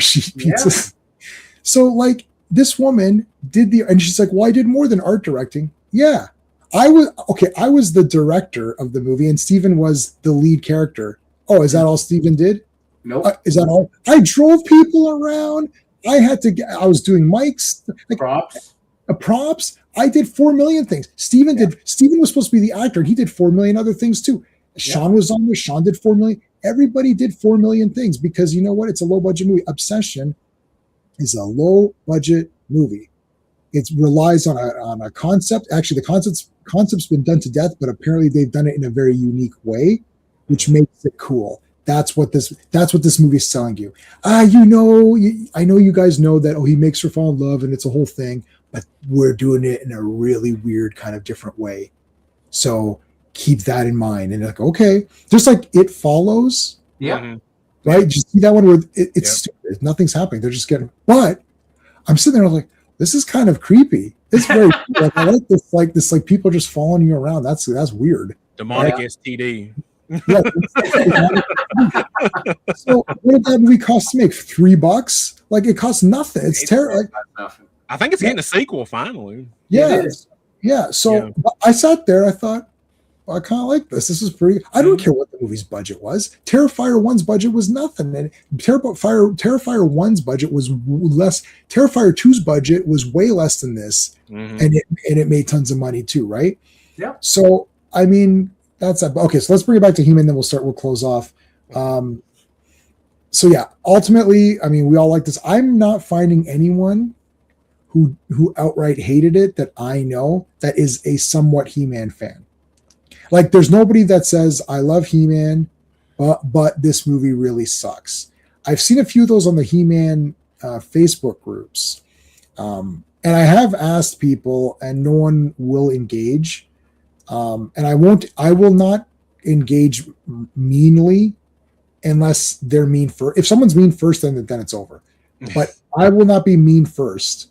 Right, like even with that guy with the Superman logo, I was like, what is this from? Like, he could. I was like, okay, so I flat out asked him, like, and he didn't respond. Did you say like, do I know you or something? That was another guy. And this other guy like started talking. I was like, who are you? Like, why are you? Like, do I know you or something like? Because I posted this to my friends feed. Like, that's why I was like, who are you? How did this get out of the friends feed? Anyway, I will not engage meanly first. Like usually people be mean first, but nobody's really answered. I had a few people, I watched a couple of reviews after the fact of people that I kind of know are into toys and stuff, and they weren't as pumped up for it, but they also took it as an insult. So I did offer feedback saying, if it's only an insult, if the last thing is insulting, right? It's not. The last thing is, he's He-Man. It's everyone's friends. They like their names. Teela's not a girl boss. Someone said Teela's a girl boss. I'm like, present the evidence. Oh, she rescued Adam, but Adam's been on Earth for 15 years and he didn't have his sword. Mm-hmm. And do you want further examples of when Teela rescued Adam? How about 130? because it's every episode of the old cartoon. Like now in that one, they're like, oh, Adam's pretending to be weak. No, Adam is weak. People have misinterpreted this. They're like, oh, it's like Clark Kent. Oh, so Clark Kent's weak? No. Clark Kent is Superman. It's like he's never weak. Adam actually is. He says, I have the power to get the power. He's not saying it to be cool. Superman is always Superman. He is always invulnerable. So that is not the same analogy. He's pretending to be goofy as Clark Kent. Adam is goofy. He goes fishing and he's painting and stuff. And it's like, Adam, you missed your... So Tila goes up to him in one episode we just watched. She's like, Adam, you missed your training. He's like, do we have to train? And it's like, that's not him pretending to be goofy. That's him not caring. Right? It's like, he is goofy. But when he becomes He-Man, he's not. And that's what I said. When he's He-Man, Tila doesn't save him. She doesn't save him. He wins every fight on his. Remember Once Upon a Time in Hollywood, where Al Pacino says he goes, or do you go to Rome and win fucking fights? Because he's talking about the Italian Western movies. He goes, oh, you just get beat up every week on these shows. He goes, or do you go to Rome and star in Westerns and win fucking fights? I was like, yeah, because He-Man wins fights. That's what when he's at him, Tila helps him out. But again, he's confused, disoriented. All of a sudden, Beastman starts attacking him. He doesn't know what's going on. And then Tila saves him, yes. But Tila also saves Adam. And also Tila is very strong in the cartoons. She is always out to go attack people. I just watched them. Check out my live streams. I just watched them all. She's very strong. She's a girl boss. You know what? Here's a statement no one's made. She's less of a girl boss in this movie than in the show. Yeah. She's a big time girl boss in that. Oh, Adam, you're just doing nothing. You know, I was like, oh my God, like, what's your problem? It's like, shut your mouth. Like, she's always on Adam. She was less of a girl boss. And I was like pretty shocked. Like, oh, she's actually not. I love Tila. I like her being a girl boss because Adam is being a goof. She's like, Adam, when are you going to come practice your swords? He's like, oh, do we have to? It's like, get your ass up and go practice. Yeah, man. Anyway, so there you go. What else? The Terrifier is so creepy. Oh, it was banned? Oh, yeah, man. some places, but 3 was banned. Yeah. Well, because we killed the kids. That was. But it's okay now because they made Eli Roth made the Ice Cream Man, and there's kids. Oh yeah. With blood and shit. So, but that's okay. Have you seen Hobo with a Shotgun, where like taking the bus load of kids down? That was awesome. Yeah, I was laughing my ass off. I saw that twice in the theater, man. I was like, I gotta promote this movie. Hobo with a Shotgun is kind of a masterpiece. And it's Rutger Hauer. I was gonna say Rutger Hauer. How could you go wrong? I watched it on Tubi a couple of months ago, and I'm like, damn. I was like, okay. I was like, all right.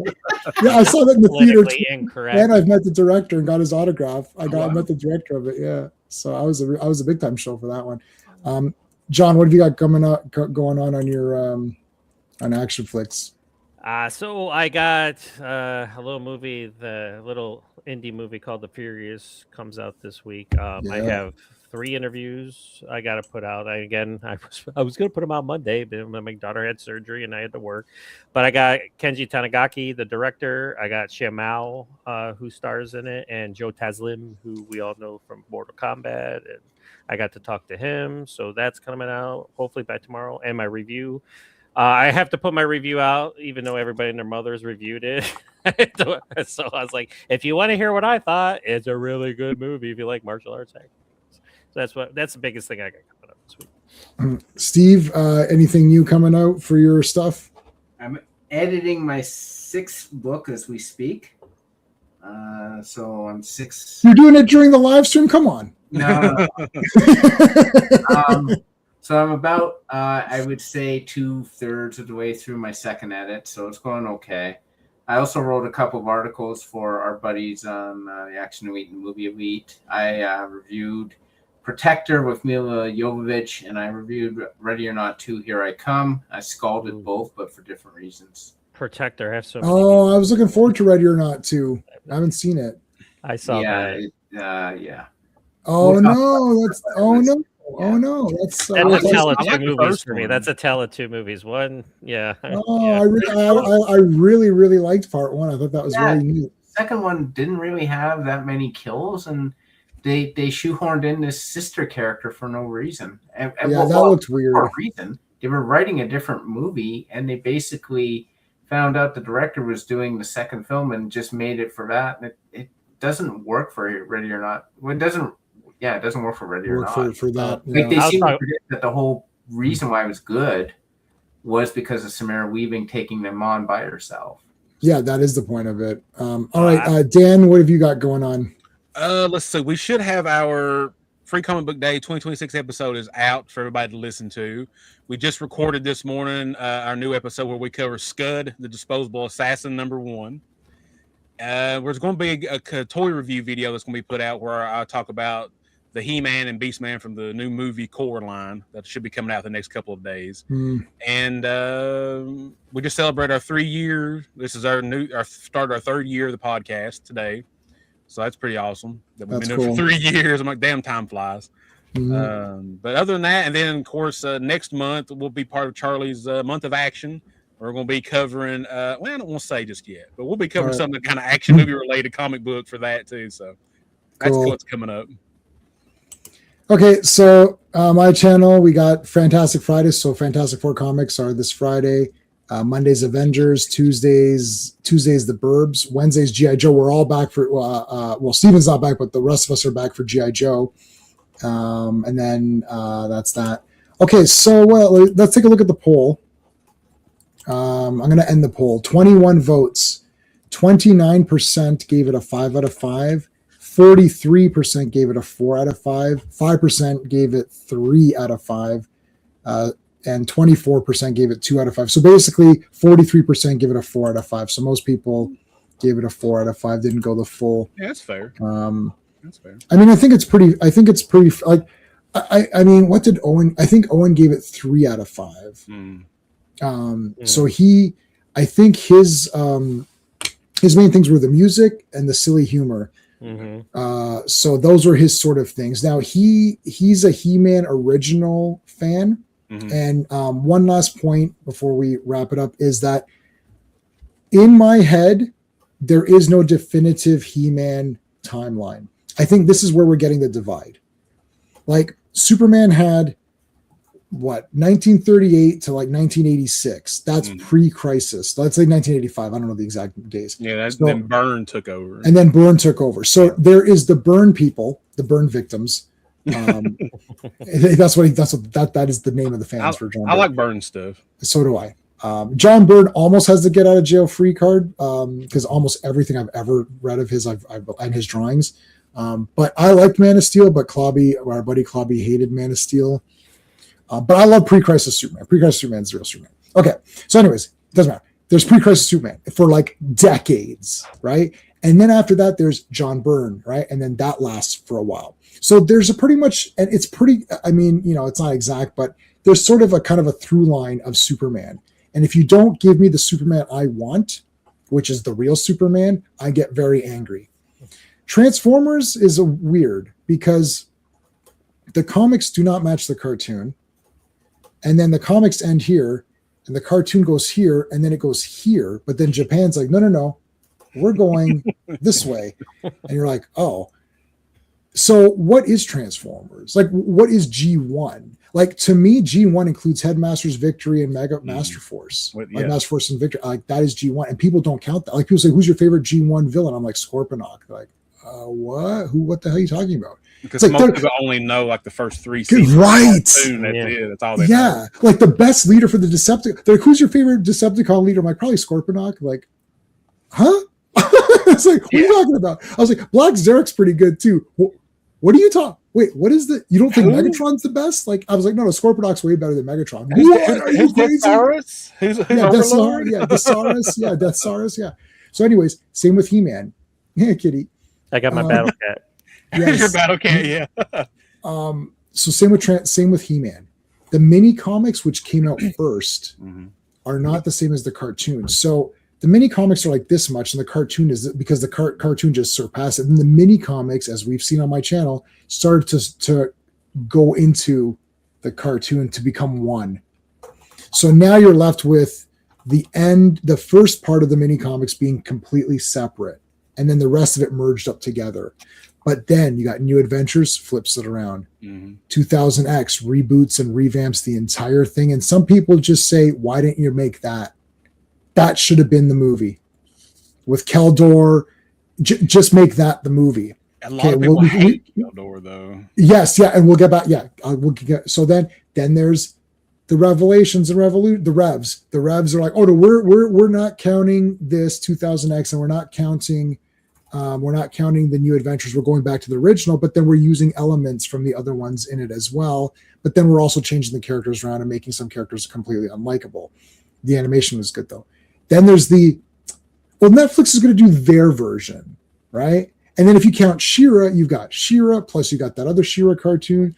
So now it's all jumbled up. So depending on where you are in life, you have a different version of what you think He-Man is. Like if you started with 2000X and that's where you started, you're like, oh yeah, fucking 2000X for life. Like that's your He-Man. So it's like, what's this cheesy shit? I don't want this stupid shit. I want like badass, right? And it's like, I want cannon arm man at arms, right? Not having the club or whatever. So Travis Knight, who did Bumblebee, and I just looked, Bumblebee made $468 million on a budget of $135, and Bumblebee is the least successful, I believe, up to that point of the Bay movie, the Bay verse. And that's interesting because Bumblebee, in most people's eyes, was slightly more faithful to what Transformers is than the other one. So the actual, hey, Brennan. So the actual one that's more faithful actually did less. And Transformers 1 did not do as well either, which is a complete shame because I think that movie is actually pretty awesome. Yeah, it's great. And that's a great revamp for Transformers. And do I know anything about Transformers? I don't know. Did you watch my 400 episodes of covering every goddamn Transformer thing there is? Including the Japanese ones where people can't read subtitles, so I can't read subtitles, so I can't. My brain doesn't work. It's like I don't count that. So, anyways, but interesting. The Transformers 1 and this movie are a good comparison because Transformers 1 took so much Transformers lore and tried to make it into one cohesive line. They had the Quintessons. That's fucking crazy. So it's pretty awesome. And then some people don't like it. And some of the Transformers fans who say, well, it's not like G1. Then I ask them, what is G1? And they say, the first 2 seasons of the movie, the 3rd season, Rebirth. I'm like, oh, you don't count Headmasters? Like, everyone is in Headmasters, right? And like, even in Victory and in Master Force, guys come back. Perceptor, Jazz, they come. Wheeljack. So, Wheeljack, sorry, is Wheeljack? Yeah. Like, what are you talking about? So, you don't count those. See, I count those, but you're not. Yeah. You count them, right? But if you've watched them, you count them because they're goddamn awesome. Yeah, you have to count them. I own them, so you're so do I. Those are expensive, but that's my thing. So He-Man, we're getting into this fan divide where there's the fans who are like, "Well, I like the old cartoon." It's like, yeah, but there's been other cartoons, right? Like the old cartoon is not the only thing there is, and I think we've lost track of that. And I think the people that stuck with He-Man and watched 2000X and continued on with it and bought toys and bought the classics, and then the Origins toys came out, and then they bought Origins toys. And I think those people are the people that are really loving the movie. Like we've it's been with us. So it's nostalgia, but also current. Like it's still around. He-Man has still been around. And there's some people like, see, Steven didn't keep up with all of the toys and all that. He was a fan of the original toys from when he was a kid and had a lot of the toys, right, Steve? Yep. Yeah. So So like he is almost the actual target audience. Yeah. Someone who remembers the original stuff, maybe doesn't know too much new things, but is willing to give it a chance. Yeah. So his group, that's like Owen. Owen is in his group. Love the old cartoon. You had the toy, that's him. Yeah. He didn't watch 2000X and he didn't buy those toys. And right. So you're the group that's sort of in this, we don't know where they're going to go. Like our group where it's like, oh yeah, we love He-Man. It's like, okay, we just love it. So whatever, we're shills, get us out of here. Right. Yeah. So they just shill us off. Get out of here, you stupid loser shills. You 50-year-old shills, go get off. It's like, okay, fine. Well, we back our shilling up though. We do. I for sure do. But Steve's audience is that's where this divide is happening. So you got Steve, who's like, Steve's also more prone to like fun fantasy movies. Owen is not prone to liking fun fantasy movies. He prefers, Captain America and Iron Man to Thor and Doctor Strange. Right? Like right, he's a Cap Iron Man guy. Yeah. Technology, gun battles, not magic, Doctor Strange. I'm not saying he doesn't like those.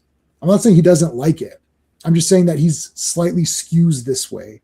So this is an interesting, it would have been great to have him on today because he was sort of like, yeah, it was pretty good, but I'm not dying over it. Like he would have been a good kind of counter to us talking about it. We could have had Charlie on here, but I think Charlie is just shilling like crazy for this movie. So he would have been like above me. Yeah, I saw his post on Facebook. He's like, just like shilling the crap out of it. He showed his popcorn tin and everything. Yeah, so, his Castle Grayskull. Listen, can I just say, like, not to like kind of I'm kind of reiterating what you said, but for something that's been around for decades and generations, it's gonna go through different. It's gonna change. Like when people okay, here's a lot of people don't like G.I. Joe: The Rise of Cobra. I mean, it was a victim of the writer's strike. There was a lot of issues with it. I like the movie, but they're like, this isn't my G.I. Joe. I'm like, well, what are you talking about? I'm like, okay, there's Marvel 1982 when Marvel came out. Then do you know the 1970s when G.I. Joe was an adventure for it? What are you talking about? Oh, okay. Were you? How about now, like the Energon Universe G.I. Joe? So like, there's different interpretations, and people gravitate to what I'm such a fan. I gravitate to all of it. Like, I mean, but that's why I don't. You see, I've never once, ever argued ever on anything G.I. Joe ever, no, because to me it was the cartoon. I saw the movies. I thought they were okay. Yeah. And if people are saying, "Oh, this is like Retaliation," or "This is like I don't know," this is like the IDW, or this is, it's like, oh, okay. I don't know anything. But I don't. That's why I don't. But I don't fight with people. But I just say that's their opinion. But like, even superheroes have been around for decades and decades and decades, and been in the comic books. Different writers, different there's different ways of looking at the things you love, and then some you're not. Like J-Man, there's some Superman stories you love. There's some Superman stories you hate. I mean, it's like you're not. Like, not everybody's going to love everything. And that's where, like, with He-Man and the Masters Universe, you're exactly right. There is the initial cartoon that had the toy line. And that's what most of these people that are loving the movie are gravitating towards. But yet, there's all these other iterations that are coming out, too. And then, it's just, there's no way you're going to make everybody happy. And there's going to be... Then there's always the toxicity. There's people that are just going to hate things because they want to see things fail because they're just miserable fucking people. Yeah, but, there's always... Yeah, like you just said with Transformers, you're like, wait a second, okay, now we got Japan. It's like there's no way that, like, because like somebody's gonna make a Transformers movie, but it's gonna be kind of like this, then not like this, and then this person will be like, well, I hate it because it was like this. So it's you're never gonna win. If you like it, you like it. Good for you. That's all I'm saying. Is it's like, what did you think about it? And that's why it's like when I write my reviews, listen to it or don't. I don't give a shit. I'm just doing it because I like to talk about movies, and it's kind of expected of me because I have a website. and if you, go ahead, Dan. Oh, sorry. And there's so many versions of Transformers. There's so many versions of G.I. Joe. I own all the animation. I've watched all the animation. I've read some of the modern stuff. This, again, reading the original comics. I can now talk about the comics because I've read some of them. Beforehand, I couldn't say anything about them, but now I can kind of have a conversation about it because I've read some of them. But you have your favorite, right? What's your favorite G.I. Joe? My character? No. What's your iteration? My iteration? Oh man, I don't know. I'm kind of leaning toward the comic books now. It was the original. See, now it's changing your perception. It's changing. I love That's the what I'm saying. Because until you guys asked me to join you for the comics, it was the original Sunbow cartoon. Of course. Now I'm like, I don't know. Did you ever see 12 Angry Men when they asked the guys like, what are you like? I don't know. What do you mean you don't know? Yeah. I don't know. Right. And like Dan's reading the comic book. Dan's reading the comic bok. She's like, shit, people are dying in this. It's Yeah, I like, know, you like, know, fuck. Transformers, I own. I've watched all the animation, Right. toys and stuff like that. I've always leaned more toward the original cartoon, but I do enjoy all the other ones pretty well as well. And He-Man, I own all the animations. I've watched all of them. I kind of lean toward the original, but I like 2000X. I like New Adventures. Charlie hates it, but I like New Adventures. Yeah. But there's something for everybody. Right. Some people are only Beast Wars. They hate everything else. Yep, I've seen that. Yeah, some people only like G1. They hate everything. That's fine. Right. That's why there's so much diversity out there in the versions. There's something for everybody. Don't hate somebody because they don't like what you like. If you like Beast Wars and somebody else don't, that's fine. Let them have their Transformers. Yeah. So And there's the something, only there's time, something out there for everybody when it comes to these Right. franchises that we don't have to dog each other. If you And like for it, you like it. You don't. and for something to last a long time, it has to, change. That's a change. Exactly. It's going to have to a little bit. Yeah, you can Yeah, keep you're either things gonna in it that lose you it- remember, but there's going to have to be slight changes to it just a little bit. Exactly. I think, and I think some things eventually have run their course and they need Yes. to end. Like I think Dukes of Hazzard, for example, was done. Like they brought it back and Yeah. they just couldn't figure it out. It's like that concept is so rooted in the time period that it came out in Yeah. that it just won't work in any other time But period. it's got that hell of a meme that you showed the one time, like Jessica. Yes, I know, yeah. Simpson. But like I mean the movie is it's like that show was perfect in its time. It's- I actually thought A-Team did work and could have because that Oh, I concept love A-Team, the movie. I like the movie, the Yeah, new the movie, movie's yeah. good. The movie was good, but I feel like could have gone on. Like I feel like Mhm. that, like it should could have. It should It have, yes. because that is a concept that can. It's like 4 elite guys kind of become mercenaries. They get a bum rap, they get screwed Go- over, And, and go then and they help go- people. and they help people. I think that's a very Knight Rider. I like that transforming car Knight Rider. That was kind of neat. I don't know if it was Knight Rider 2000 or what it was, but the car actually morphed and stuff. I was like, oh, that's pretty cool. Oh, I that like was, the show. Where it was his son. It was the Like, sun. That's what it Yeah. was. Yeah, and Val Yeah. Kilmer was Kid. He played the voice of Kid. Yeah, Yes. I thought that Yeah. was pretty. Like that was pretty cool. So some concepts can go like Mhm.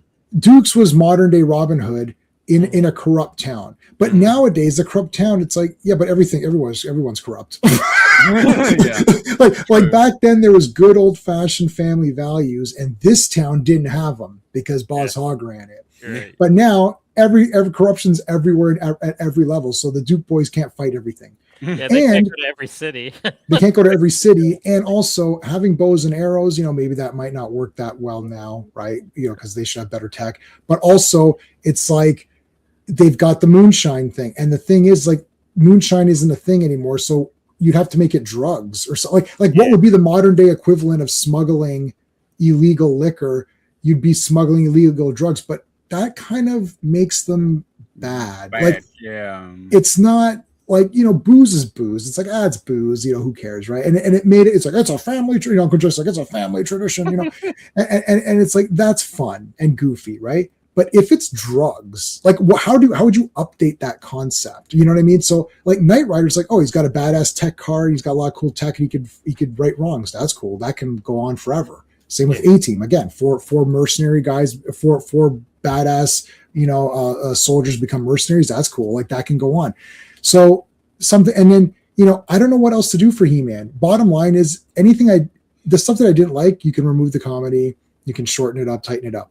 But in terms of the scope and the tone of it, I don't know what I would have done, because I think if I would have done my version, which is just make it a straight up fantasy movie, I think people would have been like, this doesn't look very fun. And I remember He-Man being fun.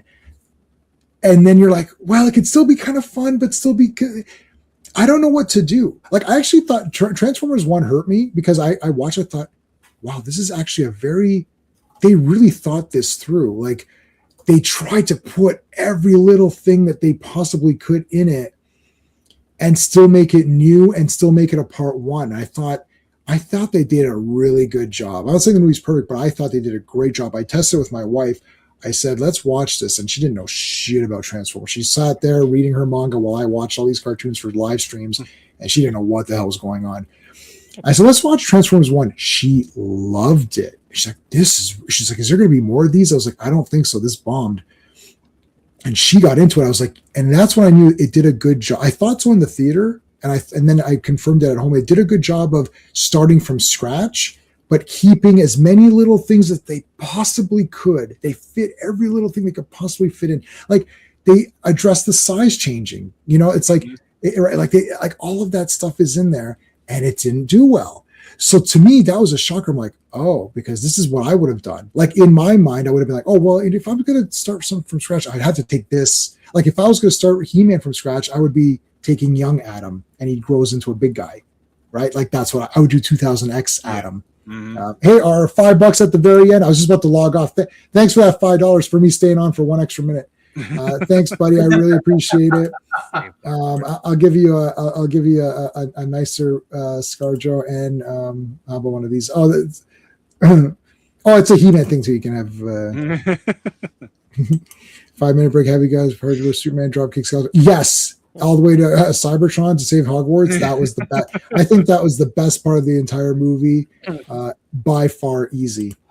So that's it. Okay, guys, I think we're done. Thanks for being here, guys. I appreciate you guys all being here. I appreciate everybody in the chat. 16 people stayed to listen to this bullshit after it was over. Like we basically stopped talking about He-Man like 30 minutes ago. And there's still 16 people watching this trash. Wow. Listen to 4 old guys talk about their childhood. You know what? And the state of franchises. Yeah, there you go. Yeah. Nobody in this chat thinks that Wonder Woman 84 is a good movie, but everyone still stays with me. You know why? Because I'm true to myself and I don't lie to people. Yeah. I'm true to myself and I don't lie to people, and you can see my passion. I stick with you, Jay, man. I don't understand Wonder Woman 84, but I never lose subscribers, man. I never Joe Dog, my buddy Joe Dog has been with us for like years now, and he hates that movie, and he still shows up every time. Thank you, Joe Dog. You're a good guy. I like Joe Dog a lot. This guy is a trooper. And I make and he had half the movies that I love, he thinks are trash, but he still shows up because he knows that I love it, and it's all for fun. It's for fun. It's a movie. Yes. Right. So, at the end of the day, yes, it's a movie. It's a comic book shit we're talking about. Yeah. It's not as important as toys. It's so anyway. All right, guys. Thanks for being here. Good journey. Hey friends, you've just been listening to J-Man, and he is the smartest person who ever lived. So make sure you like and subscribe.